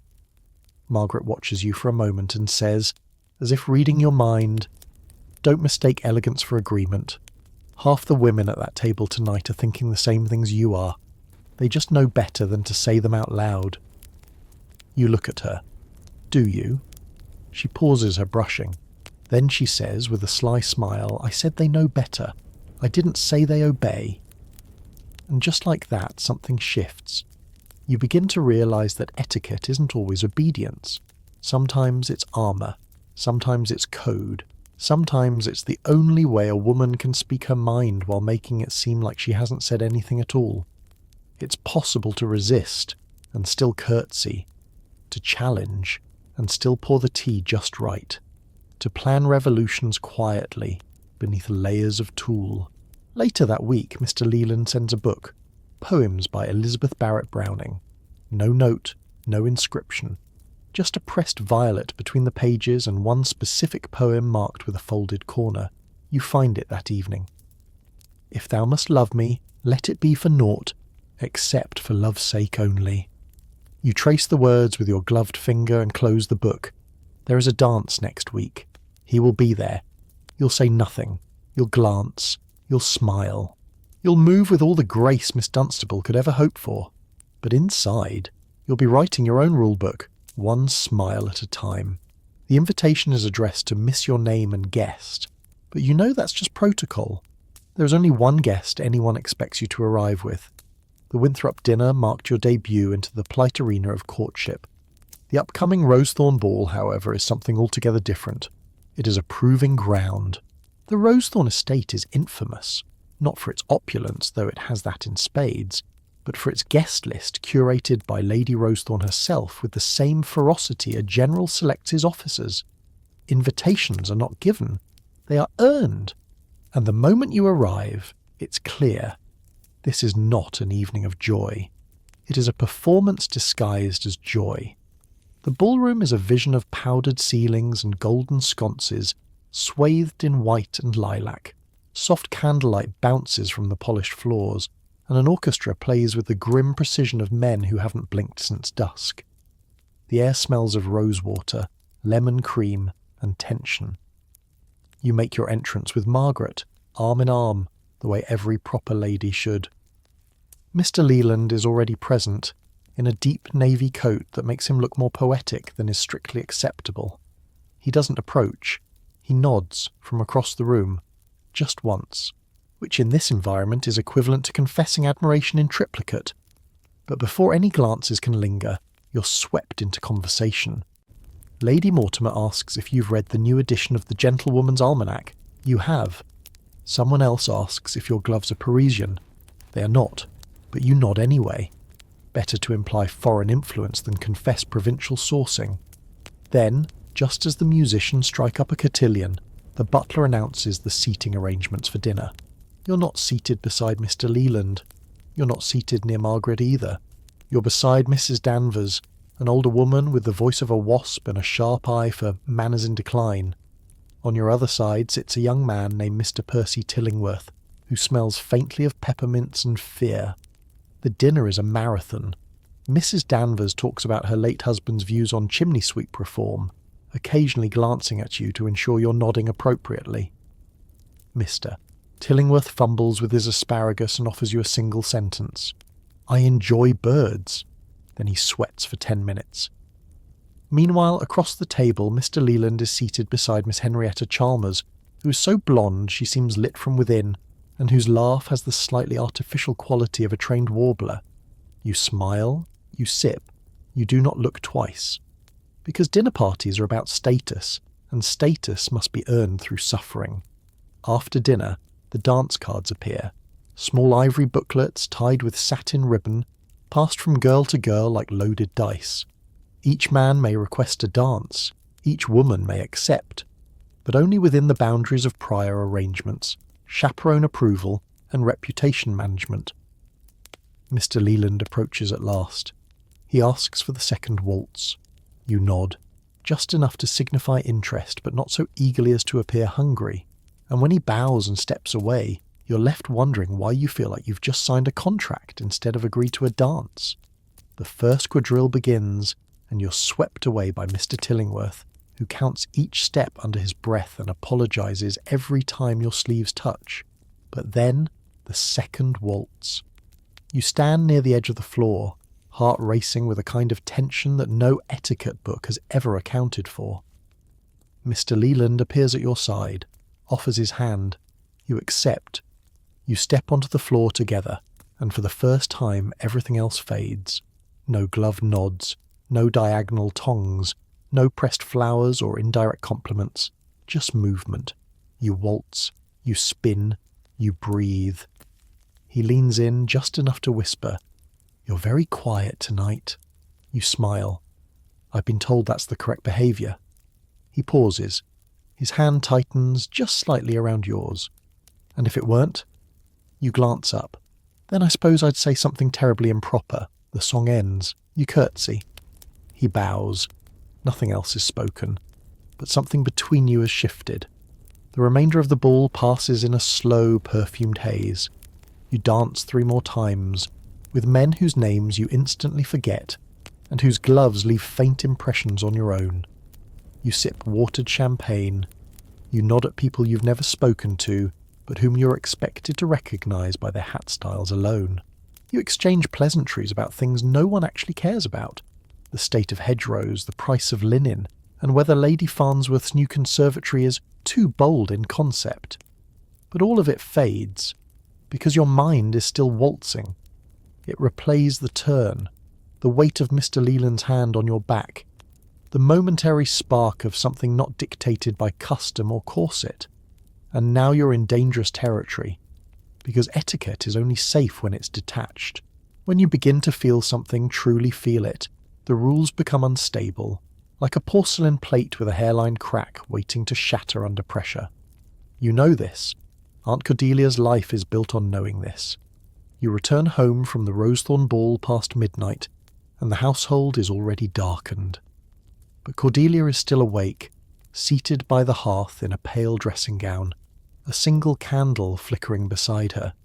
She does not greet you with affection, only with an appraisal. "Well?" You answer honestly but carefully. "It was educational," she nods. "Did you dance with Mr. Leland?" "Yes." Another pause. "Twice." "No." Her teacup clinks gently in the saucer. She says nothing more, but her silence says plenty. You excuse yourself and retreat upstairs, heart still galloping like a runaway coach. In your room, your maid helps you out of the dress. You sit for a moment before the mirror, your hair half loosened, your expression caught somewhere between dazed and delighted. A curl falls across your temple, and for once you don't smooth it back into place. You pick up your fan from the dressing table and open it slowly, wide, then shut it with a sharp snap, a declaration, to no one but yourself. The next morning a letter arrives. Not a calling card. A letter. This is already a breach. It's from Mr. Leland, unsealed, but addressed discreetly.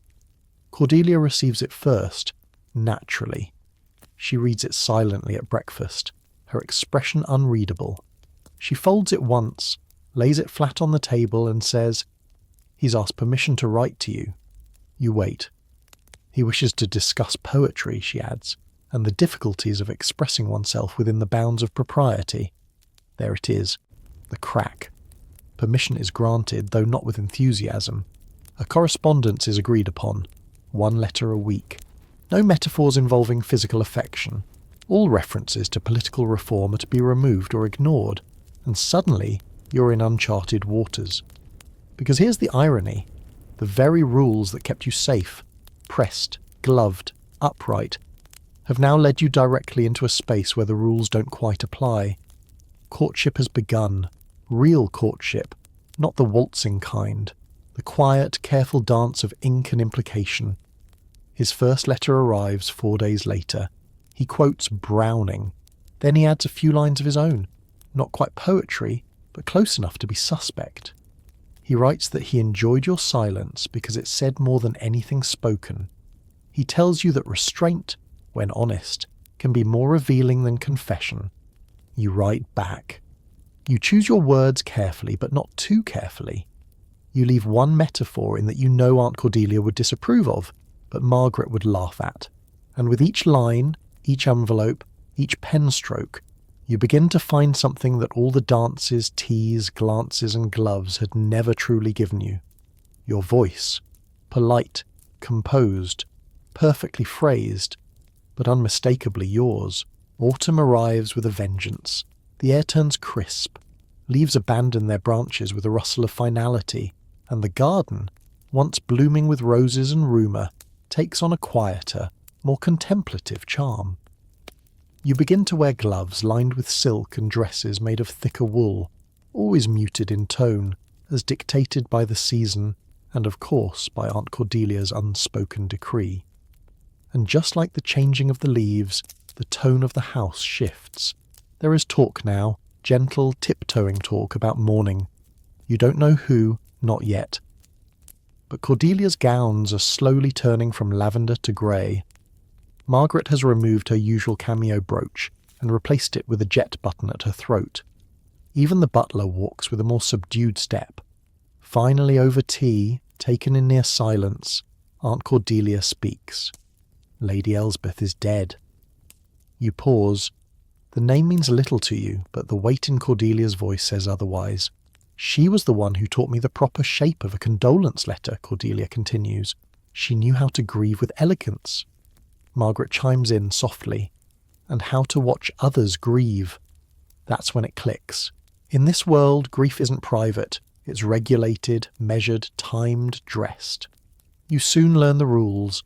There are degrees of mourning, and each comes with its own costume, schedule, and conversational limits. First mourning, second mourning, half mourning. Social activities are cancelled or resumed depending on which stage you're in. And if you get it wrong, it's not just a fashion faux pas, it's a moral offence. You're fitted for black bombazine, even though you barely knew Lady Elsbeth, Cordelia insists. You live under this roof. Our grief must be unified. Black gloves, black ribbons, jet earrings. Your wardrobe becomes a shadow of itself, and with the change in colour comes a change in conversation. No more witty remarks. No more mention of parties, dances, or even music. You're expected to become still, soft, reflective. Even joy, if felt, must be tempered. You're allowed a faint smile at a sweet memory, but no laughter. Laughter is indecent when there are funeral lilies in the house. The actual funeral is not attended. Lady Elspeth was buried in Scotland, but you mourn publicly. You write condolence notes. You receive others. You observe the drawing room clock being draped in black silk. You help Margaret lay thin veils over the mirrors, a custom meant to prevent the dead from catching glimpses of the living. The house becomes a temple of silence and starch, and you begin to understand that mourning too is a kind of etiquette. One morning, you come downstairs to find Cordelia at her writing desk, surrounded by black bordered stationery. She's composing replies to condolence letters, her handwriting as sharp and elegant as ever. You offer to help. She pauses. You may write the ones to those of lesser rank, she says, but remember, do not use words like sad or heartbroken. They are too imprecise. You nod, and you learn the art of grief as performance. The phrase, deeply regret the passing, is acceptable. Sorrowful yet composed is ideal. Anything more raw is considered vulgar. One afternoon you ask Margaret, "Do you actually miss her?" Margaret stares at her black gloves. "I don't remember ever really knowing her," she says, "but I miss the version of Cordelia that existed before she died." The next day, a letter from Mr. Leland arrives. It's in a darker envelope, respectfully subdued. He writes, "I hope your mourning does not rob you of language. Grief may change tone, but it need not silence the page." You smile. You write back. You tell him about the veiled mirrors and the jet buttons, and how sadness here is laced with grammar. You do not cry. That would be unladylike. But you do begin to wonder, if even our sorrow must wear gloves, what does that make our joy? The second week of mourning brings new restrictions. Music is forbidden. Curtains remain half-drawn even on sunny days. Margaret cancels 2 outings without explanation. One of them a garden walk you'd both secretly been looking forward to. When you ask why, she merely says, "Too cheerful." You begin to feel the edges of grief as social obligation. Not yours, but someone else's, carefully folded and handed to you like an ill-fitting shawl. You're expected to wear it regardless of whether it warms you or not. And then come the visits. Not of friends, but of observers.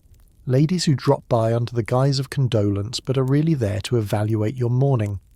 Whether your hem is an inch too short, whether your veil is too sheer, whether you speak too much or too little, whether your grief is believable. One afternoon, Mrs. Featherstone arrives. She sits like a statue in the drawing room, dressed head to toe in crepe with an expression so solemn it could have been carved from gravestone marble. She does not remove her gloves, nor does she smile, not even when the maid nearly drops a tray of tea. "You're holding up well," she says, after surveying you like a tax assessor. You nod. She leans in slightly. "Lady Elsbeth and I once quarrelled over a rhubarb tart in 1859. I never apologised. She never forgave me. And now she's dead." You offer a polite murmur. You don't ask what the quarrel was about. That would be nosy. Mrs. Featherstone sighs. "The hardest part of mourning, my dear, is pretending that it fits." You pause. It's the most honest thing anyone has said in 2 weeks. When she leaves, Cordelia frowns. She always was melodramatic. We've never mourned rhubarb in this house. But you keep thinking about it. That quiet truth buried inside all the lace and etiquette, that so much of mourning here has nothing to do with loss and everything to do with discipline. In this house, death is a performance, and like any role, it comes with a script, a costume, and a very strict rehearsal schedule. You aren't allowed to wear colour until the 3rd month. You may not attend dances for at least 6. If you smile too brightly at church, people will whisper. And if you begin to feel relief, God forbid, you must hide it so thoroughly that even your diary would blush. It's not that Victorians didn't feel grief. They did. Sometimes too much. That's why they built the rules, because feelings are wild and wildness is dangerous. And so you dress them up. In black bombazine and jet brooches, you contain the chaos in embroidered handkerchiefs. You structure sorrow like a waltz, 1 step of sadness, 1 step of poise. Even your letters to Mr. Leland have changed. They're shorter now, more careful. You find yourself using phrases like, "in these reflective days," and "the shadowed quiet of late autumn." He doesn't seem to mind. In his next note he sends a single pressed leaf, gold and dry and perfectly veined, with the words, "even trees must let go in silence." It makes you feel something that mourning won't allow. So you tuck the leaf in your book of poems next to the verse you've read 20 times. "I love thee to the depth and breadth and height my soul can reach, but only in private, because love, like sorrow, must also follow the rules, at least for now." You're awakened by a knock on the door. Not the soft, respectful tap of the maid, but a brisk, urgent rap, rap, rap that sends a cold shiver down your spine. Margaret bursts in, half-dressed, cheeks flushed. "They've brought the doctor," she whispers. You sit up, instantly alert. "Who?" "The vicar's wife," she says. "She's collapsed, right in the middle of the high street, and Cordelia says it's a hygienic failure." That's the phrase she uses. Hygienic failure. You dress quickly, and within the hour the house is a quiet flurry of motion. Black crepe is exchanged for starched linen. Cordelia puts on her public crisis bonnet, the one with just enough ribbon to convey composure without enthusiasm. Because now, finally, you must confront what no one in Victorian society ever truly talks about: the illusion of cleanliness. Your first stop is the vicarage, where a maid meets you at the door with red eyes and a faint smell of ammonia on her apron. Inside, the doctor is bent over the vicar's wife, muttering something about vapours and overexertion. But Margaret leans toward you and whispers, "It's her corset. She couldn't breathe in the midday heat." Of course it is. But no one will say that aloud. Not in this town. Not in this era, where bodily discomfort must be buried beneath powder, perfume, and perfect posture. The vicar's wife is revived with smelling salts and cool compresses. You are thanked for your attendance. Cordelia leaves a small bouquet of lilies, not too fragrant lest they imply a cover-up. On the ride home, no one speaks until the carriage wheels hit gravel. Then Cordelia says, "We shall double our bathing schedule. I will not have people wondering." And so it begins. You're introduced to the Victorian ritual of bathing, or more accurately, the performance of bathing. Because you do not bathe daily. That would be absurd, unnatural, possibly French. Instead, there is a schedule. Twice a week if you're healthy, once if you're modest, more often only if you're ill or frighteningly modern. Water is hauled up from the pump and heated in kettles. A portable tin bathtub is placed in the centre of your room like a ceremonial basin. You undress behind a screen, wrap yourself in flannel, and await the announcement. Your bath is drawn. You step in, and are immediately underwhelmed. The water is shallow, lukewarm. Floating in it is a sprig of rosemary and something that might have once been lavender. It smells faintly of old tea. You're allowed 10 minutes, no more. The water must be reused for Margaret's bath, and reused again, sometimes, for Cordelia's maid. You wash quickly, modestly, keeping your arms close and your chin high. Soap is available, but rationed. Imported soap is a luxury, wrapped in wax paper and stored in locked cabinets. Common soap is harsh, full of lie and judgment. Afterward you dry with a stiff towel and dust yourself with powder, rice or orris root, or even crushed chalk if supplies run low. You put on a clean chemise and feel not quite clean, but presentable, and in this world, presentable is enough. Margaret tells you about lemon juice rubbed into the scalp to refresh the mind, about vinegar foot baths and rosewater rinses. You learn that perfume is not for fragrance, but for defence, against suspicion, against sweat, against the truth. Because the truth is this: Victorians do not bathe to be clean. They bathe to appear clean. At church, women smell faintly of violets and dust. Their gloves are spotless, but their elbows are grey.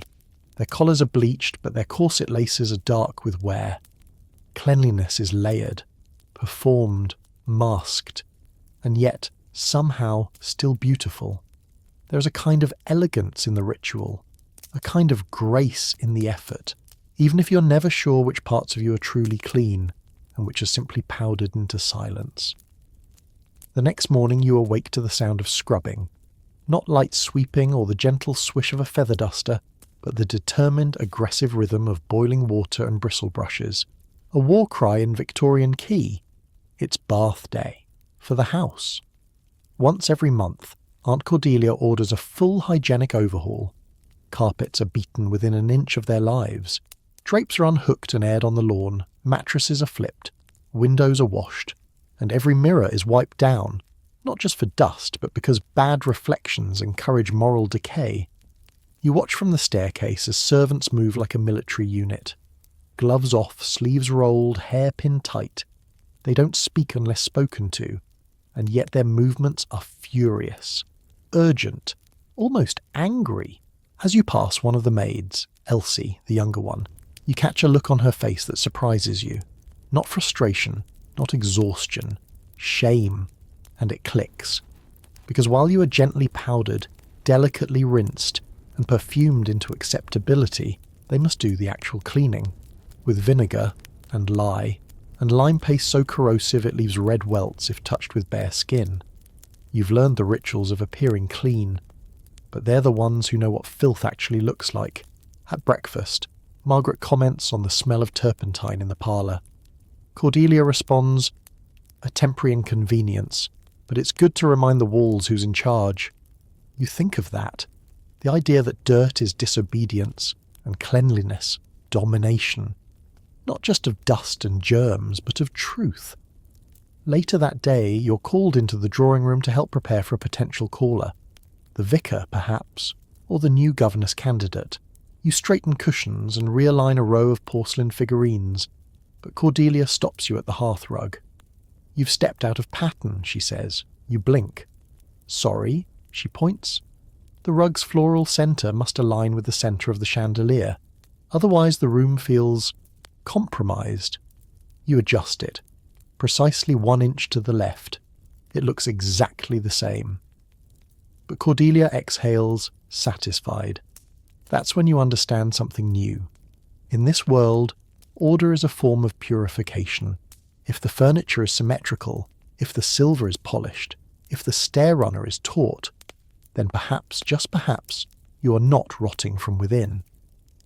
That night, you're invited, no, required, to attend a bathing lecture at the Ladies' Reading Society.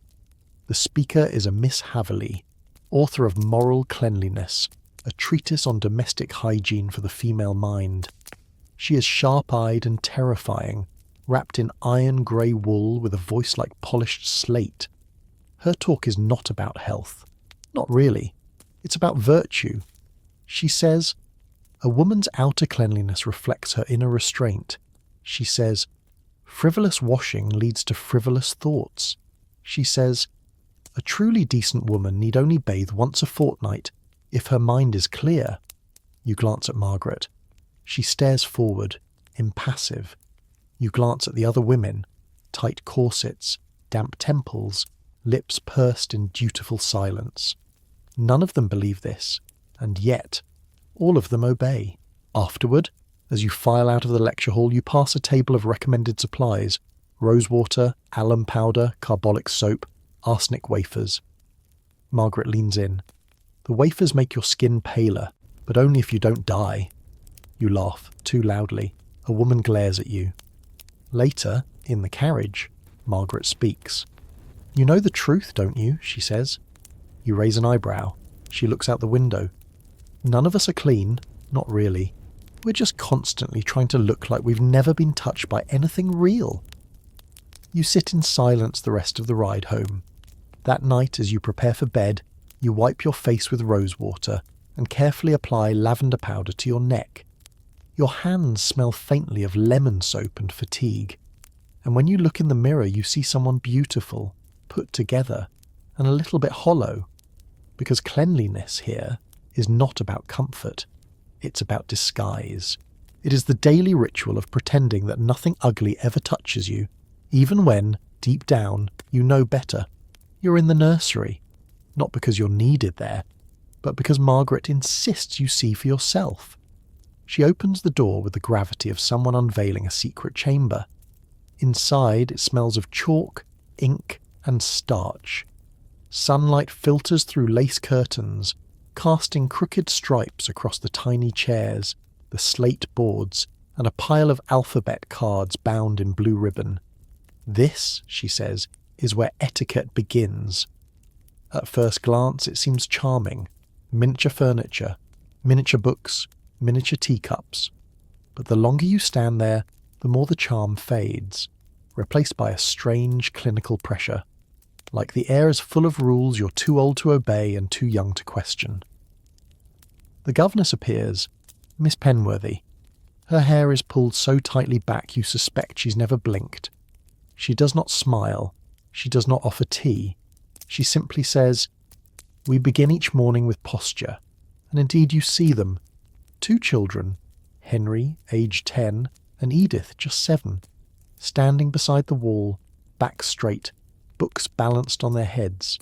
They are not reading. They are not speaking. They are learning how not to exist too loudly.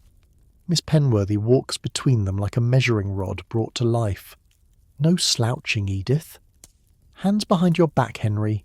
Gentlemen do not fidget. You ask quietly, how long must they stand like that? 20 minutes, she replies, followed by handwriting practice and then silent recitation of moral maxims. Margaret murmurs beside you, I had her too. She once made me hold a teacup for an hour because I blinked while sipping.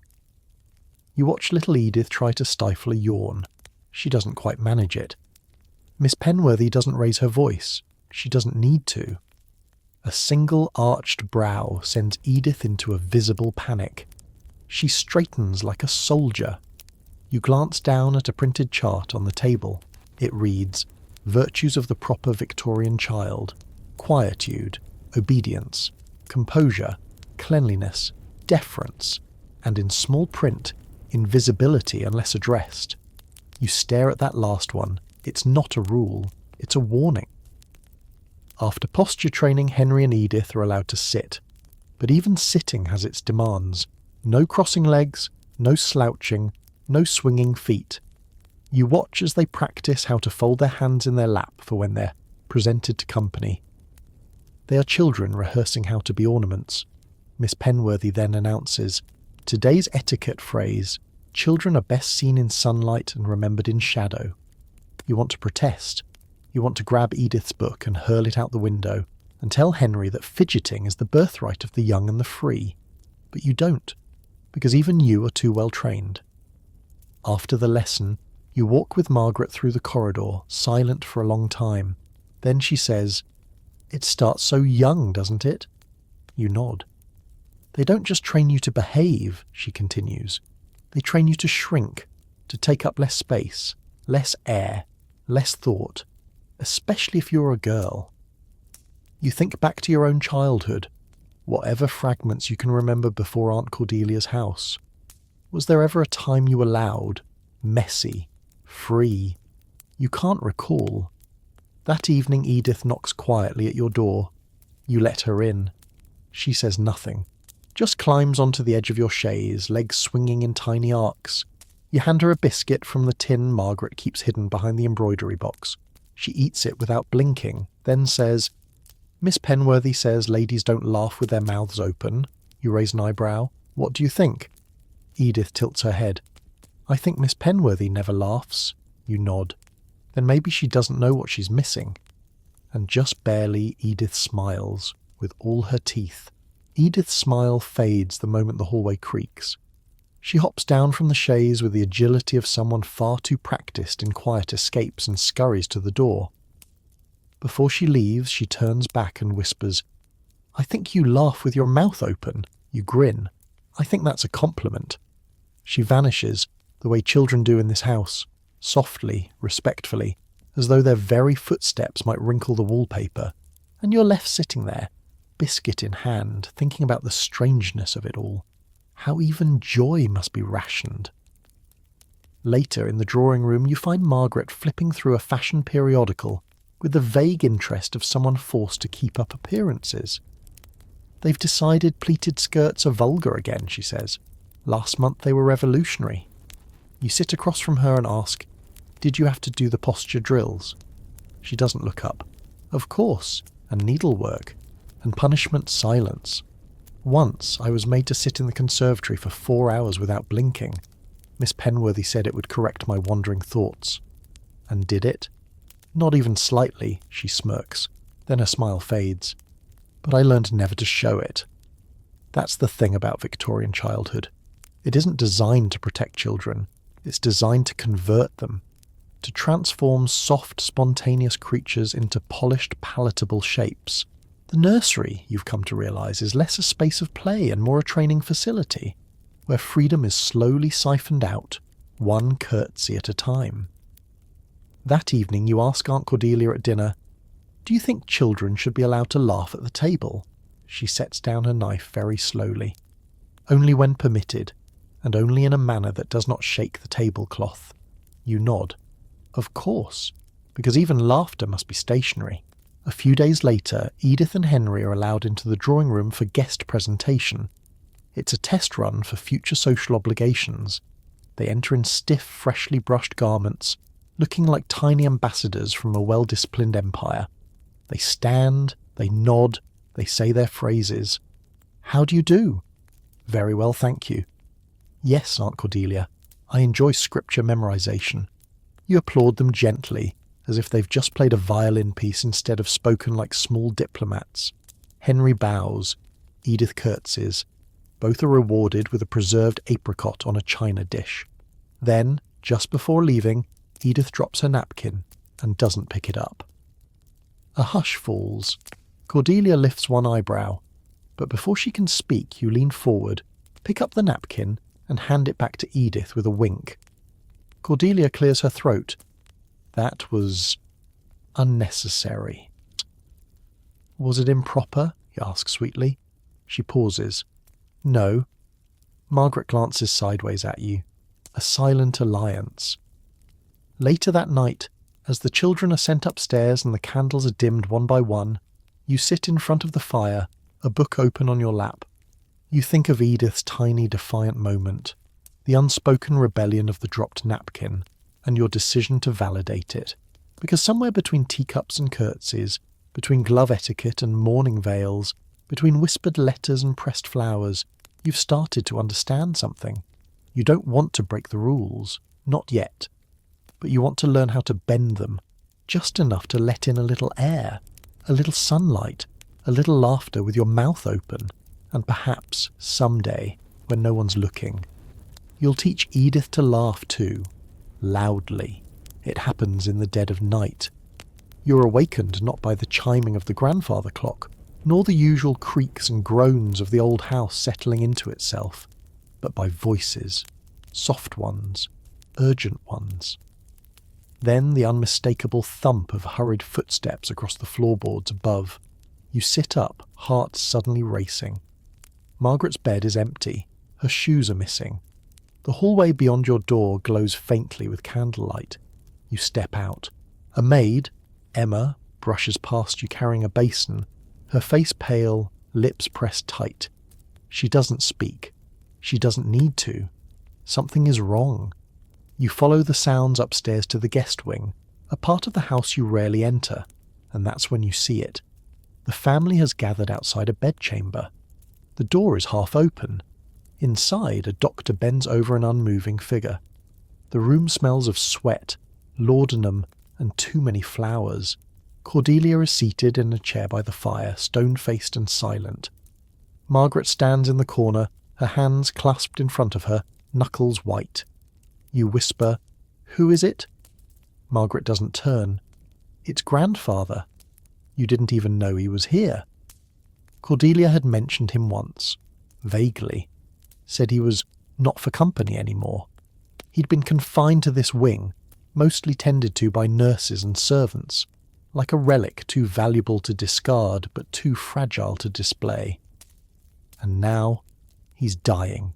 You're ushered away not long after, but not before you catch a glimpse of the old man, thin, sunken, barely there, surrounded by more lace and curtains than comfort. Back in your room, you wait. Hours pass. A storm rolls in, soft rain tapping against the window pane like a second heartbeat. At dawn, Margaret knocks once before slipping in, eyes red-rimmed but dry. "He's gone," she says. You stand. "I'm sorry." She sits beside you. It wasn't unexpected, but Cordelia... She doesn't finish the sentence, because the real performance is about to begin. Victorian society has rules for everything, but nowhere are the rules more elaborate, more stifling, and more obsessively enforced than in death. Mourning begins at once. The household slips into motion like a machine activated by tragedy. Mirrors are covered. Clocks are stopped at the hour of death. Black ribbons are tied around door handles. The servants wear armbands. The bell cords are muffled in wool. You're fitted for deep mourning, not the grey and lavender of Lady Elspeth's passing, but full black. Bombazine, crepe, veil, gloves, stockings, even undergarments. Anything white must be dyed or hidden. You're told you may not dance or sing for at least 6 months. If someone visits and forgets to remove a colourful accessory, Cordelia will not speak to them for a year. There will be no letters sent save for death notices, no invitations accepted, no laughter, no games, no sunlight if it can be helped. Margaret mutters, "We're about to vanish behind black gauze." And she's right. The funeral is swift but formal. Not a grand affair. Grandfather had outlived most of his peers, but impeccably managed. Every flower, every hymn, every ribbon is selected according to a guidebook Cordelia keeps under lock and key. She herself wears a mourning bonnet that shadows her face entirely. She does not cry, because crying in public is frowned upon. It shows too much truth. And yet, in this house, death is not private, it is displayed. A black-bordered announcement is sent to every family in the district. The drawing room is redecorated for mourning, portraits covered in black silk, books on grief artfully placed on side tables. Even the tea service is replaced with a set of matte finish porcelain that seems designed for sorrow. You walk through it all like a ghost. Every step is measured, every breath moderated. You wonder, who decided that pain must be choreographed? And more importantly, who benefits from that decision? You soon learn that mourning in Victorian England is not just a season, it's a career. There are stages, calendars, and entire industries built around it. After deep mourning comes half mourning. After half mourning, perhaps a cautious return to society, with muted hues, subdued music, and smiles so slight they vanish as soon as they appear. But you're not yet in half mourning, you're in the heavy part, which means no socialising, no colour, no joy. Cordelia thrives in it. She walks through the house like the high priestess of grief, trailing black silk and piety. Every curtain is drawn, every piano key goes untouched. She sends for a photographer to take a mourning portrait, not of grandfather, but of the family gathered in solemn tribute. The photograph takes 2 hours to arrange. You must hold still. You must not smile. You must appear appropriately haunted. When the photographer finally clicks the shutter, you feel like you've just posed for a tombstone. That night Margaret finds you in the conservatory. It's the only room left with some colour, green leaves, red hibiscus, a warmish glow from the gaslights. She pours tea into black-rimmed china cups and says, "Do you ever feel like we're cosplaying death?" You nod. "Except the costume is permanent," Margaret smirks, "until someone else dies and we begin again." She pulls out a small box from her sleeve. Inside is a memento mori brooch, jet black, intricately carved with a lock of hair sealed behind glass. "His," she says simply. "You're keeping it?" Cordelia insists, says grief is more sincere when worn. You stare at the lock of hair. It's absurd, it's touching, it's grotesque, and entirely normal. Mourning jewellery, you learn, is one of the most popular fashion accessories of the time. Rings, pendants, brooches, many containing hair, teeth, or ash from the deceased, all displayed close to the body as symbols of eternal remembrance. Or, as Margaret mutters, portable sadness with a clasp. The rules are strictest for women. A man, after losing his wife, may wear a black armband and return to dinner parties within a few months. A woman, after losing her husband, is expected to wear widow's weeds for 2 full years, attend no balls, and reject all suitors until the mourning period ends, or risk being called fast. There are mourning warehouses in London where you can purchase pre-approved, respectable outfits to fit your stage of loss. Some even offer rent-by-the-week packages for the newly bereaved with modest incomes. Because death here must not only be dignified, it must be fashionable. You help Cordelia write condolence notes to distant acquaintances. There is a template for each. "It is with profound solemnity that I write to you in this hour of sorrow. May his memory be a lamp in your darkest evenings. We take comfort in the knowledge that your grief is deep and therefore worthy." Worthy. You begin to wonder, is grief only real if others can see it, measure it, approve it? One afternoon you pass by the parlour and hear Aunt Cordelia say, "She's behaving admirably. No tears at all. Just silence and needlework. A truly refined girl." She's talking about you. You freeze. Because the truth is, you're not grieving. Not really. You barely knew him. What you are is exhausted. From the acting. From the black. From the constant awareness of how your face must appear to those judging whether your heart is sufficiently broken. And maybe that's the point. In this house, in this world, etiquette isn't a way to help you cope. It's a way to package pain, to render it palatable, predictable, silent. Because a woman sobbing on the floor is a problem, but a woman staring at her embroidery, eyes dry and lips pressed in poise, that is acceptable grief. That is decorous despair. You sit with Margaret that evening and burn one of the condolence drafts in the fireplace. She doesn't stop you. Neither of you speaks. The fire crackles, the teacups rattle slightly on their saucers, and for once, silence is not a performance, it's peace. You wake to the sound of sewing needles clicking like metronomes. The black gowns have been tucked away. Mourning is not over, but it is softening, and softening means re-entering society. Cordelia announces it at breakfast as if she's been waiting for the moment since the coffin lid was shut. There is a garden party at the Burtons. The bishop's niece will attend. Margaret sighs over her tea.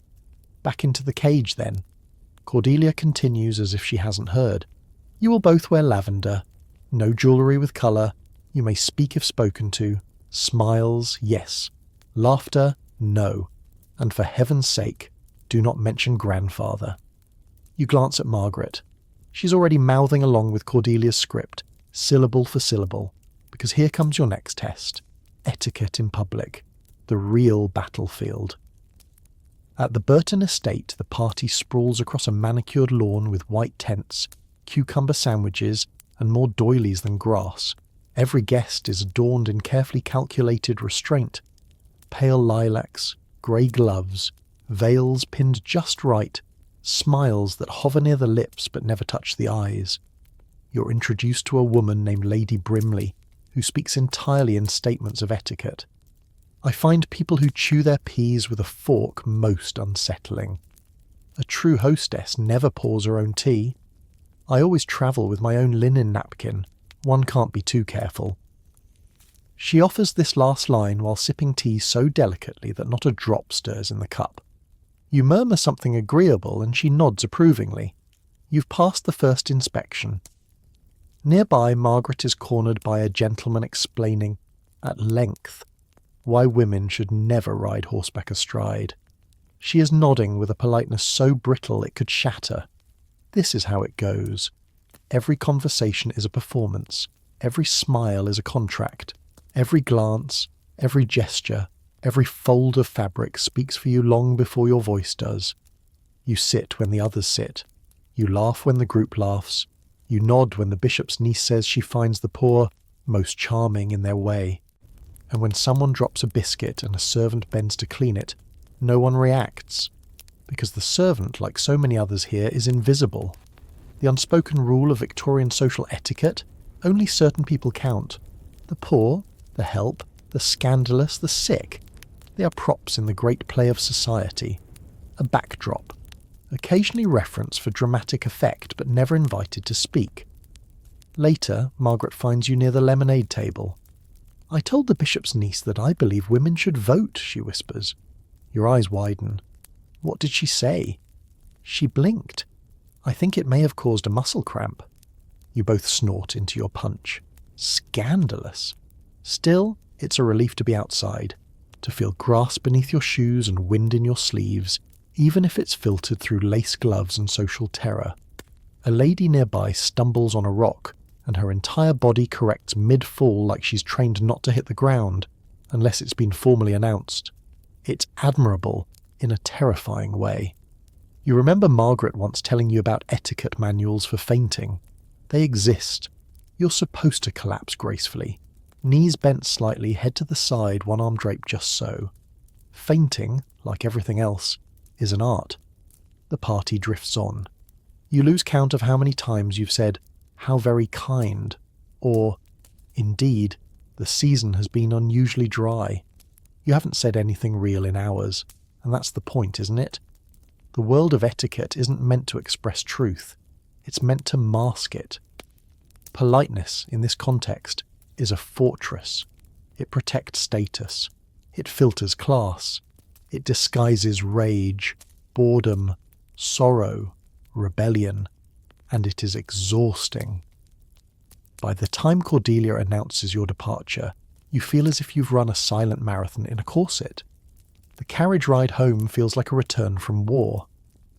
Margaret slumps against the velvet cushion, one glove off, hairpins askew. I counted, she says flatly. I agreed with 43 opinions I don't believe in. That's a new record. You laugh, not because it's funny, but because it's true. She looks at you, and you. I said indeed 22 times. I think I may be turning into a curtain. She chuckles, then sighs. Because behind the jokes is something heavier. The realization that every outing is a performance, and that the mask is beginning to grow roots. That evening you're invited, well, instructed, to write thank you notes. You sit at the writing desk with stiff posture and stiffer paper, penning, Lady Burton, thank you most graciously for a delightful afternoon. The lemonade was refreshing, the company stimulating. You pause. That's not true, but you write it anyway, because the lie is required.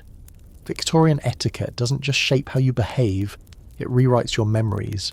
It replaces discomfort with civility, boredom with propriety. It demands that you not only wear the corset, it asks that you thank the corset for its service. Across from you, Margaret is drawing little bats in the margins of her own thank you card. They can't see this, she explains, but at least I know it's there. Small rebellion, like the crooked smile she gave the bishop's niece, like the way she swapped the sugar bowl labels just to confuse Lady Brimley, like the way she whispered, "Bother the Empire," into the wind when no one was listening. You start drawing a tiny cat with a crown in your own letter. The envelope will be flawless, but inside the cat will remain.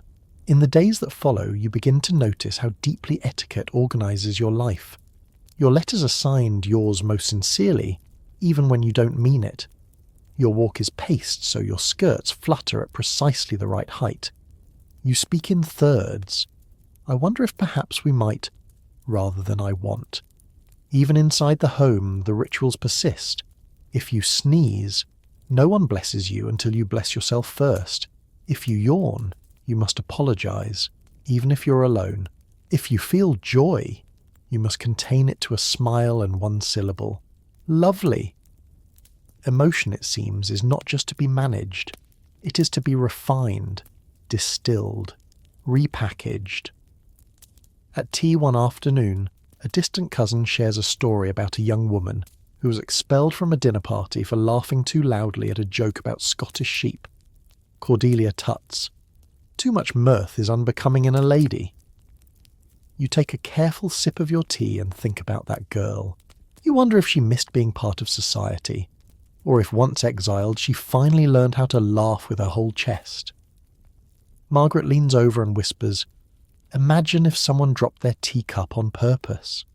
The idea is thrilling, ludicrous, almost erotic. You say nothing, but you do glance at the cup in your hand, just for a second. And that's when it hits you. Victorian etiquette isn't just about keeping others comfortable. It's about making sure you never get too comfortable yourself. Because comfort leads to confidence, and confidence leads to opinions. And opinions, if you're a woman, a servant, a daughter, a wife, are dangerous things. So instead, they give you cutlery charts and hat rules and books on how to exit a room. And you master them. Because if you're going to be trapped in a cage, you might as well be the one who chose the wallpaper. There's a rumour that's been drifting through the drawing rooms and conservatories.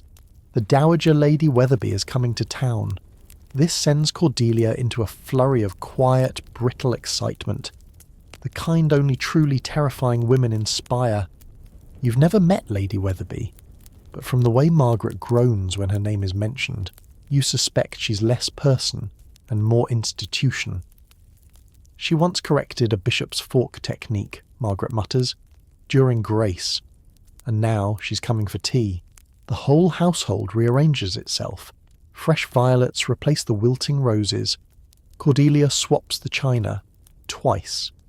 Margaret is forbidden from speaking unless addressed directly. And you? You're to host. Practice your curtsy, Cordelia says. No, slower. You must look as though you're folding in regret. The day arrives like a thunderclap wrapped in taffeta. Lady Weatherby enters wearing a hat that could block sunlight for an entire village. Her gloves are white, her cane tipped with silver, her gaze the moral equivalent of a guillotine. She sits with the deliberate grace of someone used to watching others squirm. You offer tea. She accepts without a word. You pour. You smile. She studies you like a surgeon contemplating where to begin the incision. "You're the niece," she says. You nod. She sips. No one breathes. Then, You did not sugar the tea before offering it. Cordelia pales. Margaret stiffens. You blink. Of course, I shall— No, Lady Weatherby interrupts. Good. Sugar should always be offered, not presumed. She sets down the cup. You exhale, though you're unsure if you've passed a test or merely avoided execution. What follows is a masterclass in Victorian conversational warfare. Lady Weatherby doesn't just speak. She parries. She delivers compliments that feel like accusations. She recalls scandals with the precision of a military historian. She discusses funerals with the delight of someone describing a holiday itinerary. Every topic is a trap. Every sentence has layers. At one point, Margaret dares to mention a new novel.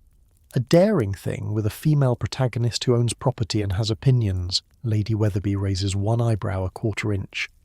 A charming bit of nonsense, she says. Margaret smiles sweetly. Yes, I adored every blasphemous page. Cordelia kicks her under the table.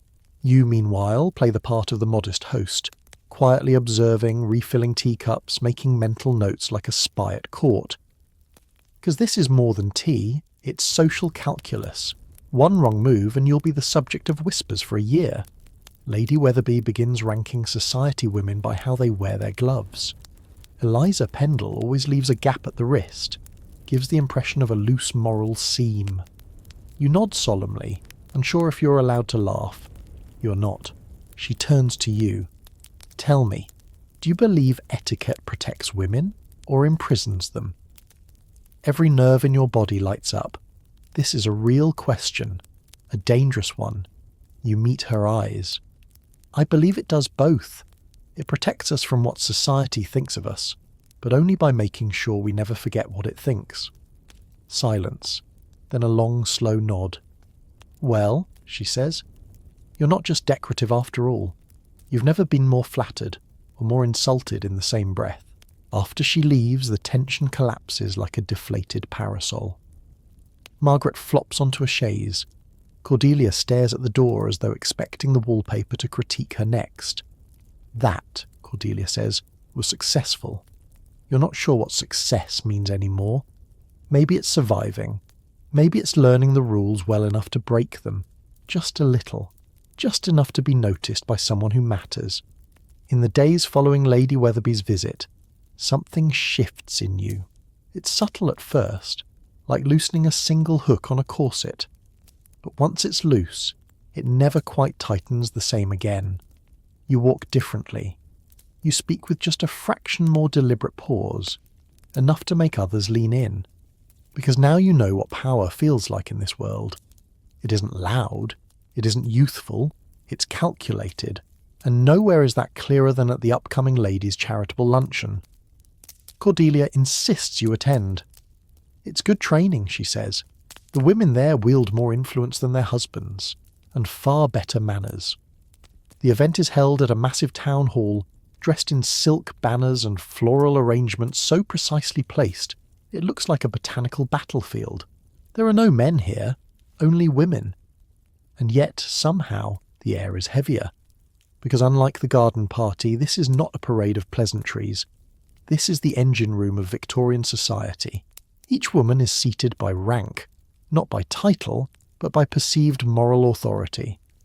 Widows with charitable reputations take the front. Young beauties are placed mid-tier as decoration. Daughters of scandalous households are tucked discreetly near the exits. You are placed beside a woman named Mrs. Ellington Smythe. She does not blink for the first minute. Then, with surgical precision, she begins to evaluate your entire existence. Your gloves are Smithson, I presume. Do you believe unmarried women should serve on school boards? Have you been presented at court? Each question is a chisel tapping away at your marble facade. Your answers must be neither too bold nor too bland. I believe women should serve where their intelligence allows, you reply, and I do hope to be presented, if the season behaves. Mrs. Ellington Smythe blinks. Once. You'll do, she says, buttering her roll. Across the table, Margaret raises her eyebrows and mouths. Promotion. The luncheon continues with speeches, dry on paper, but but laced with landmines. One lady proposes funds for a school in the East End. Another subtly implies that teaching the poor to read encourages rebellion. Claps are measured, not too loud, not too soft. Applause, here, is a weapon of subtle warfare. Margaret whispers, "If you clap at the wrong line, you're toast." And she's right. Because etiquette isn't just about forks and greetings. It's about alliances. A curtsy is a pledge. A compliment is a bribe. A teacup raised at the right moment says more than a speech ever could. You notice one woman, elegant, poised, remaining utterly silent. But every time she nods, others nod too. When she lifts her fan, 3 others fan in unison. You ask Margaret who she is.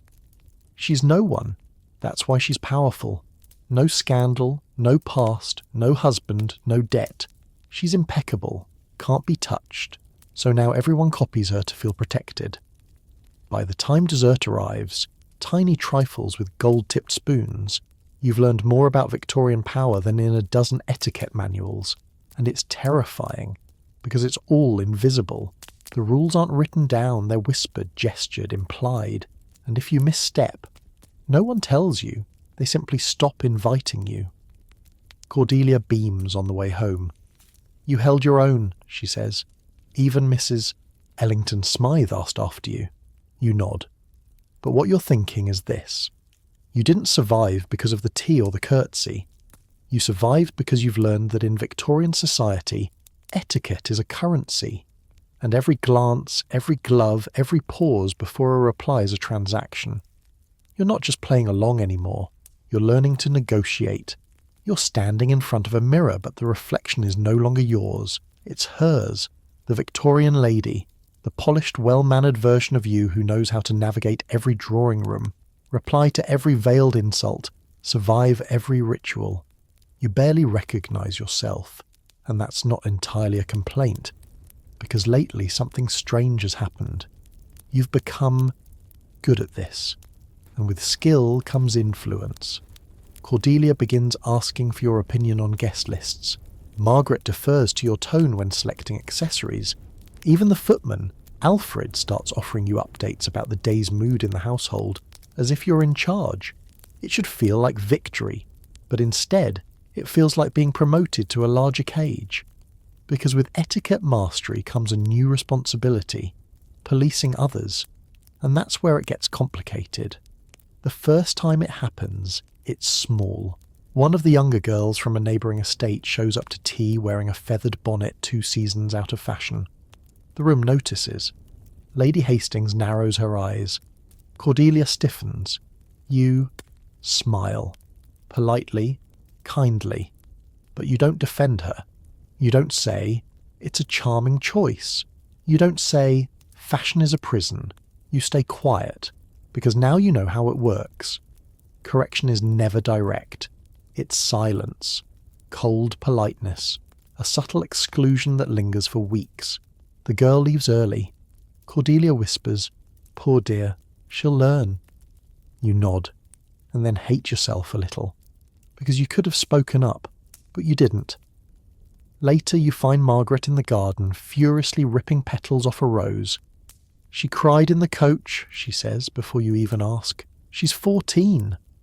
And suddenly it clicks. Etiquette isn't just a ladder, it's also a weapon.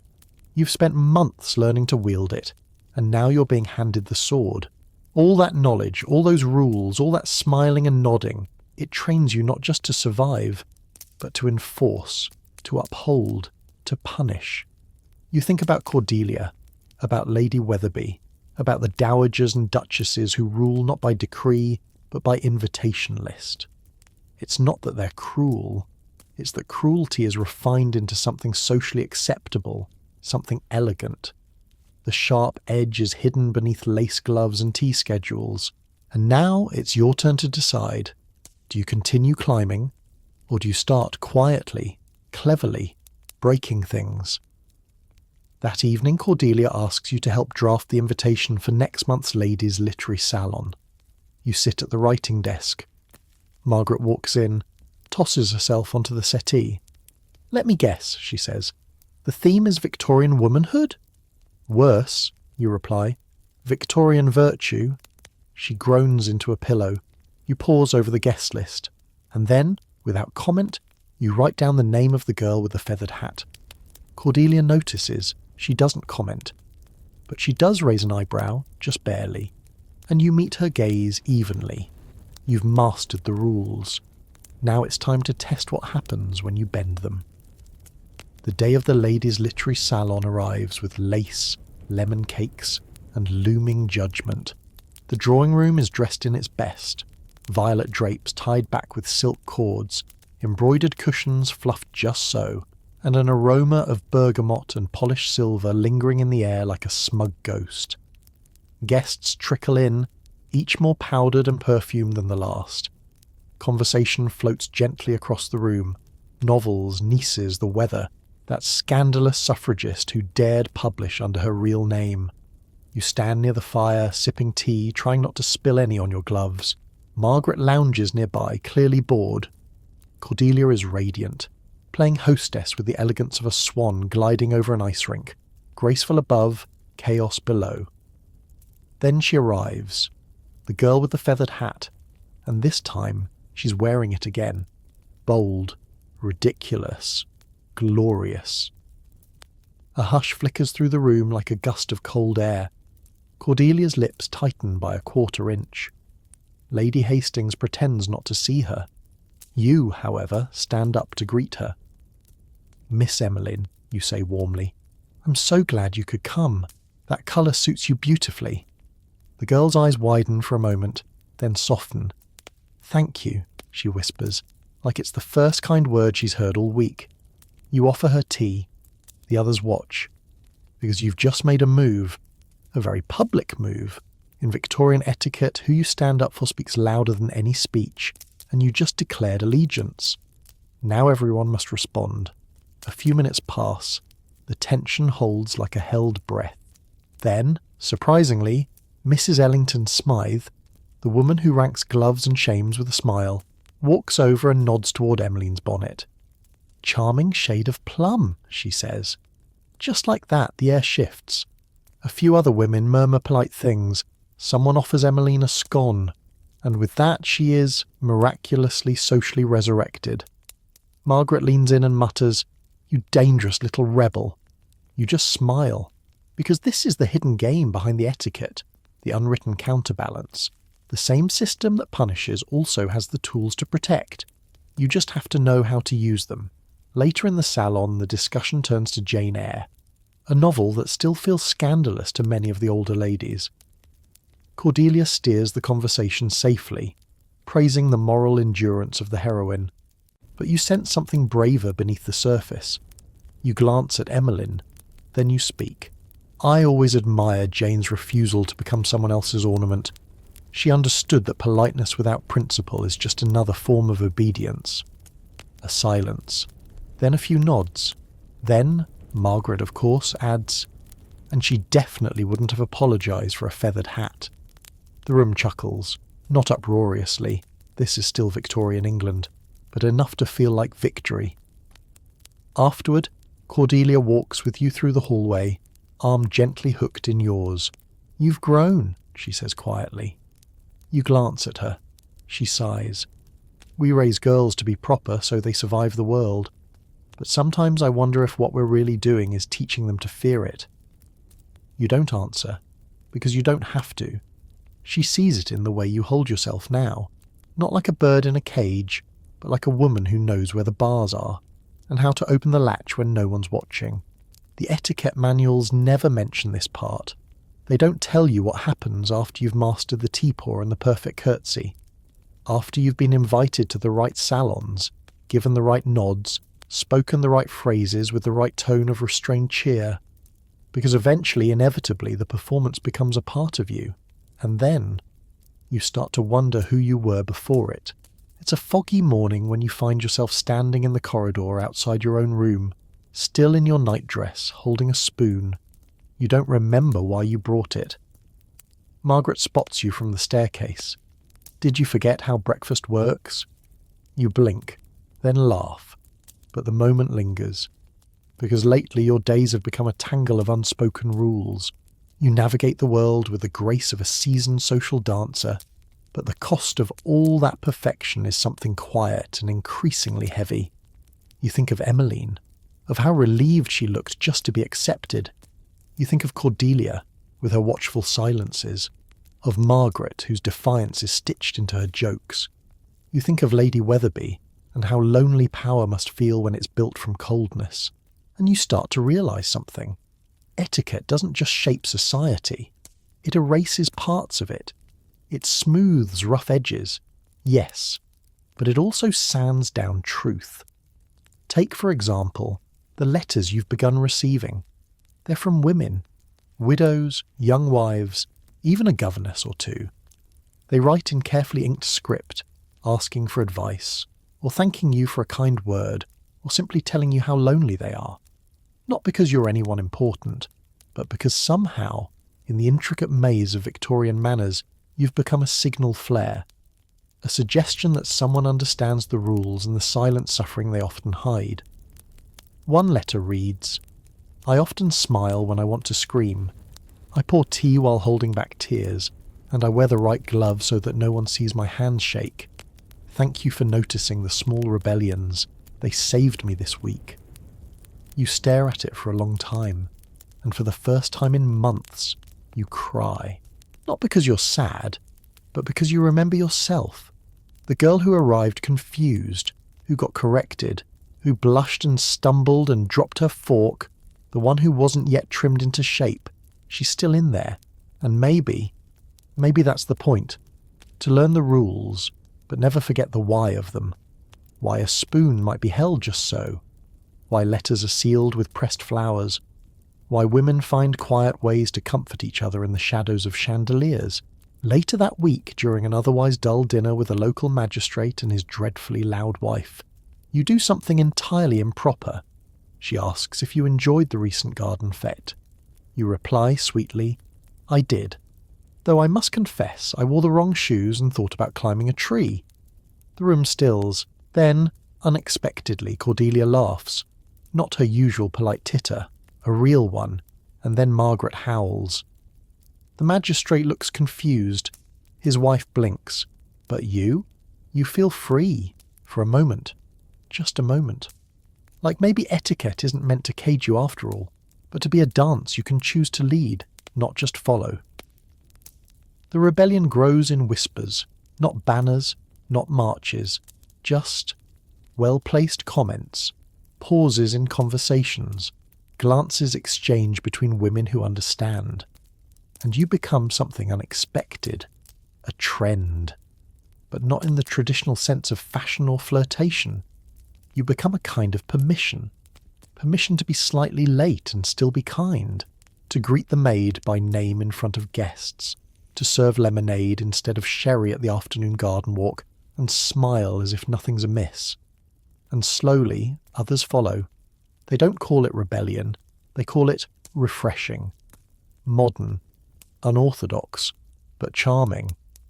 You see it in Margaret's grin when she wears her boots instead of slippers to a picnic, in Cordelia's slight shrug when someone forgets to thank the host, even in Lady Weatherby, who, you swear, deliberately oversalted her soup and laughed about it. It's not revolution, but it's something close. Still, every shift comes with its backlash. One afternoon, you're invited to an embroidery circle hosted by Lady Sibylla, a woman known more for her piety than her joy.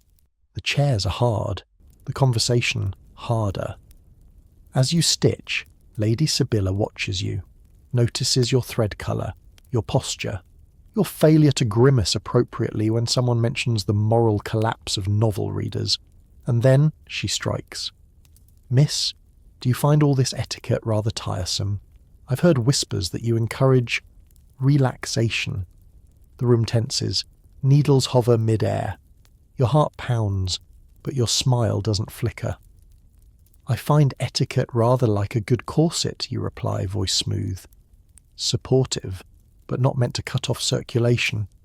A pause, a cough, a smirk from Margaret seated nearby. Then Lady Sibylla gives a sniff that could freeze a pond. "Well, Let us hope the next generation learns not to confuse liberty with vulgarity. You nod, perfectly composed, but inside you seethe. Because that's the tightrope, isn't it? Push too hard and you're vulgar. Too soft and you're dismissed. It's a game of tone, not truth. Still, you carry on. Because the real power of etiquette is not that it controls you, but that, once mastered, it allows you to camouflage rebellion as refinement. A letter arrives the next morning, from Emmeline. Your salon changed everything. Mother let me wear what I wanted to the opera. It was still terrible, but at least I wasn't pretending to be someone else. You pin the letter inside your drawer, right next to the first one you ever received from Lady Weatherby, the one with instructions on how to fold a napkin to resemble a swan. Progress, you realise, isn't loud, it's layered, a little at a time, like embroidery thread. One stitch in plum silk, another in gold, each one bending the pattern, each one a silent rebellion, hidden in plain sight. It's the height of the season now, and your calendar has never been fuller. You're no longer the quiet girl trailing behind Cordelia. You're seated beside her, sometimes even ahead. Afternoon teas, music halls, dinners with baronets, charity auctions for causes no one truly understands. Your days are a whirl of linen invitations and complicated seating charts. You navigate it all with poise, but you also notice things you once missed. How Lady Barham turns her teacup 3 times when she's irritated. How the Reverend's wife adjusts her brooch when someone lies. How Margaret taps her spoon 3 times against her saucer when she wants to leave. The world of etiquette has become a language, and you are now fluent. But fluency comes with its own curse, because now you can also see the lies. Take Lord Danforth, for example, a man lauded for his decorum, always ready with a toast or a compliment, and yet, behind his waxed moustache and florid waistcoats, you detect something sour. He praises women's intelligence, then dismisses their opinions with a wink. He volunteers for charity but forgets the names of the poor, and no one calls him on it, because he does it politely. You meet his gaze at a dinner once, after he makes an offhand remark about female novelists having too much imagination. You smile, then reply, "I suppose it takes imagination to endure the company we're offered."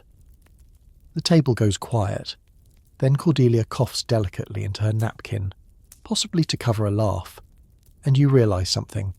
Etiquette can be a sword, not just a shield, but you must wield it carefully, because not everyone welcomes your new fluency. Some of the older matrons begin to whisper. "A bit forward," they say. "Too clever for her own good." One even calls you charming but exhausting. You don't mind, because for every one of them, there's a younger girl watching you, watching the way you don't shrink, how you answer without apology, how you make space for laughter without shame. That's when you get the invitation. Not written in ink, but passed by word of mouth. A private gathering. Only women. No titles required. No husbands allowed. It's held at the home of Lady Agnes, an eccentric widow known for her taste in Turkish coffee and scandalous book collections. You arrive just before sunset. Inside, it's candlelit and cosy. No orchestras, no servants. Just a ring of chairs, a tray of fruit, and the scent of freedom in the air. Lady Agnes greets you with a firm handshake and a wicked grin. "You've caused quite the stir," she says. "Time to meet the others." The others. They're seated in a circle, a duchess, a governess, a playwright, a professor's wife. Emmeline, too, in her now signature plum hat. Each of them holds a teacup, and none of them are afraid to speak. They discuss politics, passion, poetry. One woman confesses she's never wanted children. Another says she wishes she could have studied law. No one flinches. You sit down, dizzy with it all. No corsets of conversation. No false smiles. Just honest women in a dishonest world, gathered like lanterns in the fog. And for the first time in this long, strange journey, you feel something deeper than grace or pride. You feel seen. The conversation in Lady Agnes's parlour is like nothing you've ever heard. It bends and blooms, spilling over the edges of etiquette like ink on an unsized page. And yet, Ironically, it's the most civilized gathering you've attended all season. No one interrupts. No one pretends to listen while planning their next quip. Instead, they engage. They care. And you realise this is what all those rigid salons were trying to mimic, in a powdered, distant way. A space where minds sharpen minds, where speech isn't armour, but invitation. Lady Agnes leans over and offers you more coffee. Thick, rich, slightly bitter. "Do you miss it?" she asks, voice low. "The safety of rules?" You think for a moment. "No," you reply. "But I miss the illusion that following them made me good." She nods, like that's the most honest thing she's heard all week. Around the room, stories unfurl. One woman speaks of a miscarriage she suffered in silence because grief was deemed unladylike. Another reveals she writes under a male pseudonym, and that her husband doesn't know. They talk about how society lets men be eccentric, but punishes women for being merely unpredictable. Someone jokes, "If you're too quiet, you're a mystery. Too loud, and you're a scandal." Laughter erupts. It's freeing, raw, a little frightening. Because here, in this unmarked drawing room tucked behind ivy-covered walls, you found the unspoken truth behind Victorian etiquette. It wasn't designed for authenticity. It was designed for containment. The corsets, the calling cards, the perfect posture. None of it was about beauty. It was about control, about bottling women's fury, wit, sorrow and joy into something palatable. And yet, here you are, drinking coffee, laughing too loud, speaking too boldly, alive. That night, as you walk home beneath gas lamps glowing like moons trapped in glass, you carry no fan, no gloves, no guidebook, only your thoughts. And one more letter in your pocket, from a girl you don't know, who writes, "You spoke up at a dinner, you smiled when others turned away, you reminded me that good manners don't have to mean silence. Thank you." You pause beneath a willow tree, let the letter rest in your palm, then fold it carefully and tuck it away beside your heart. Because that's what etiquette never taught you. That real refinement comes not from knowing which spoon to use, but from knowing who you are when no one's watching. And tonight, you are someone new. Not a perfect woman, not a perfect lady, but a person no longer shaped by silence. Morning sunlight slips through the curtains like a gentle reminder. You're still here, still in this body, in this life, in this strange, fragrant, whisper-ridden world of Victorian womanhood.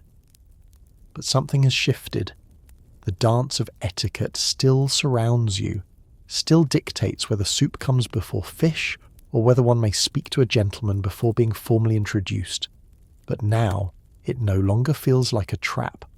It feels like a language you can choose to speak or abandon when needed. Your maid, Lucy, notices it first.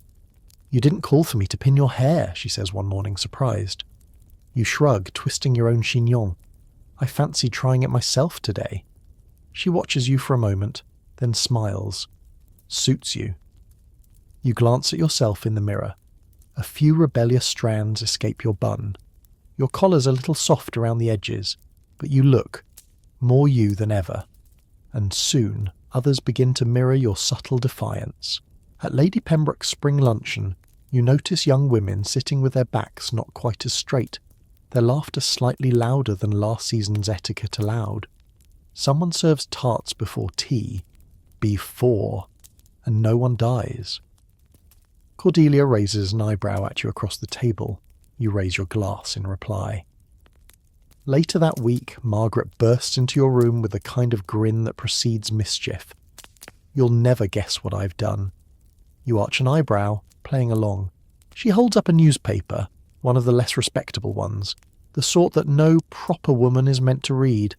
And there, in the opinion section, is a scathing critique of the rigid moral expectations placed on women's conduct. "It's brilliant," you say, scanning it. She smirks. "Wrote it myself, under a pseudonym, naturally." "Of course she did." "And your parents," you ask. "They think I've taken up watercolour." You both laugh. Because this is how change begins, not with banners, but with bold winks behind teacups, not with revolutions, but with the gentle erosion of the unspoken rules. Aunt Lavinia, once the fiercest champion of tradition, even begins to soften. At a recent dinner, she tells a story about accidentally attending a lecture on women's suffrage. Mistook it for a talk on sugar beet rotation, she claims. But instead of disapproval, she admits, they spoke well, intelligent, respectable. Not a single sandal between them. It's progress, tiny, human, real. And you? You continue hosting your own small salons, but now the rules are simpler. Speak with kindness, listen with care, use the right fork only if it helps you think clearly. The guests who come are not just debutantes, but teachers, seamstresses, curious girls from the countryside. You read poetry aloud, you discuss medical reforms. One night someone even plays the lute, badly, and no one complains. You sit in the centre, neither superior nor servant, and you listen. Because the truest form of refinement you've learned is not never offending anyone. It's giving people the space to be fully themselves, even if that includes feathered hats, even if that includes you. The season draws to a close not with a grand ball or royal garden party, but with a soft rustle of leaves and the first cool breeze hinting at autumn. And with it comes something else. A letter. This one is on thick cream paper, sealed with a pressed sprig of rosemary, and addressed in an unfamiliar, confident hand. Inside, a short invitation. Join us for supper next week. No corsets required. Bring stories. It's signed only with a looping initial. A. You smile. Lady Agnes, no doubt. Or perhaps someone else entirely. Someone who's heard the whispers of your quiet defiance and wants to add their voice. It doesn't matter. You'll go. You'll wear your favourite gloves. One has a small ink stain you now find rather endearing. You'll bring a poem, or a scandalous joke, or nothing at all. And you'll arrive not as the frightened girl who once asked whether she could sip soup silently enough to belong, but as yourself. Because that's the great irony of Victorian etiquette.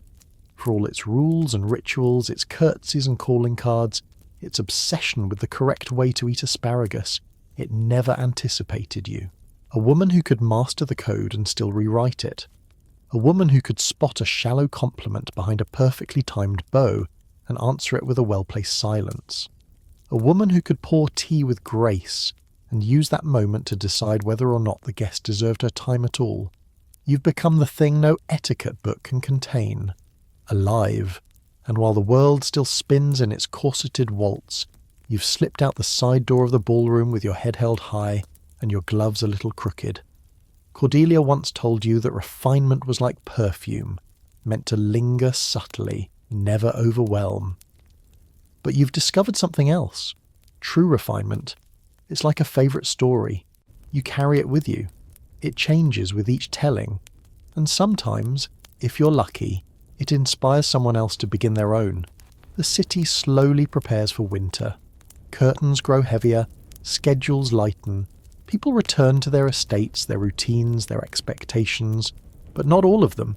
Some stay behind, some start new salons, some host quiet revolutions over warm cider. And one girl, you, sits at a desk by the window, writing letters to women you've never met, sharing secrets, sharing strength.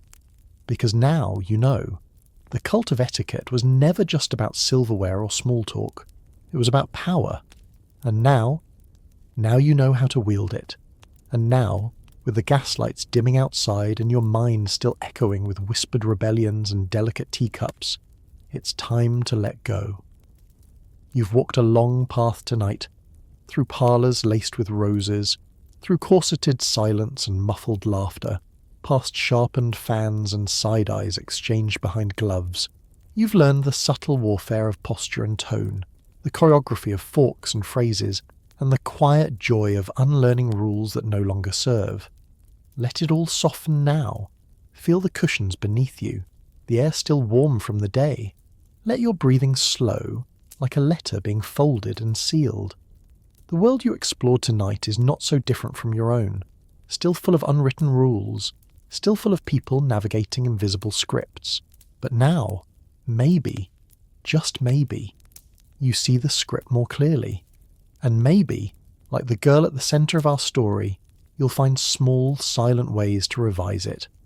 A pause instead of a reply. A smile that means, I know. A conversation that opens a window. So settle in. Let your hands relax. Let the gowns and gloves and glances fade into the distance like music drifting down a quiet hall. Picture a garden at dusk, lilacs blooming late, a forgotten shawl over a wrought iron bench, the scent of lemon biscuits lingering in the air. The story's finished, but your softness, your strength, your curiosity, those stay with you, always.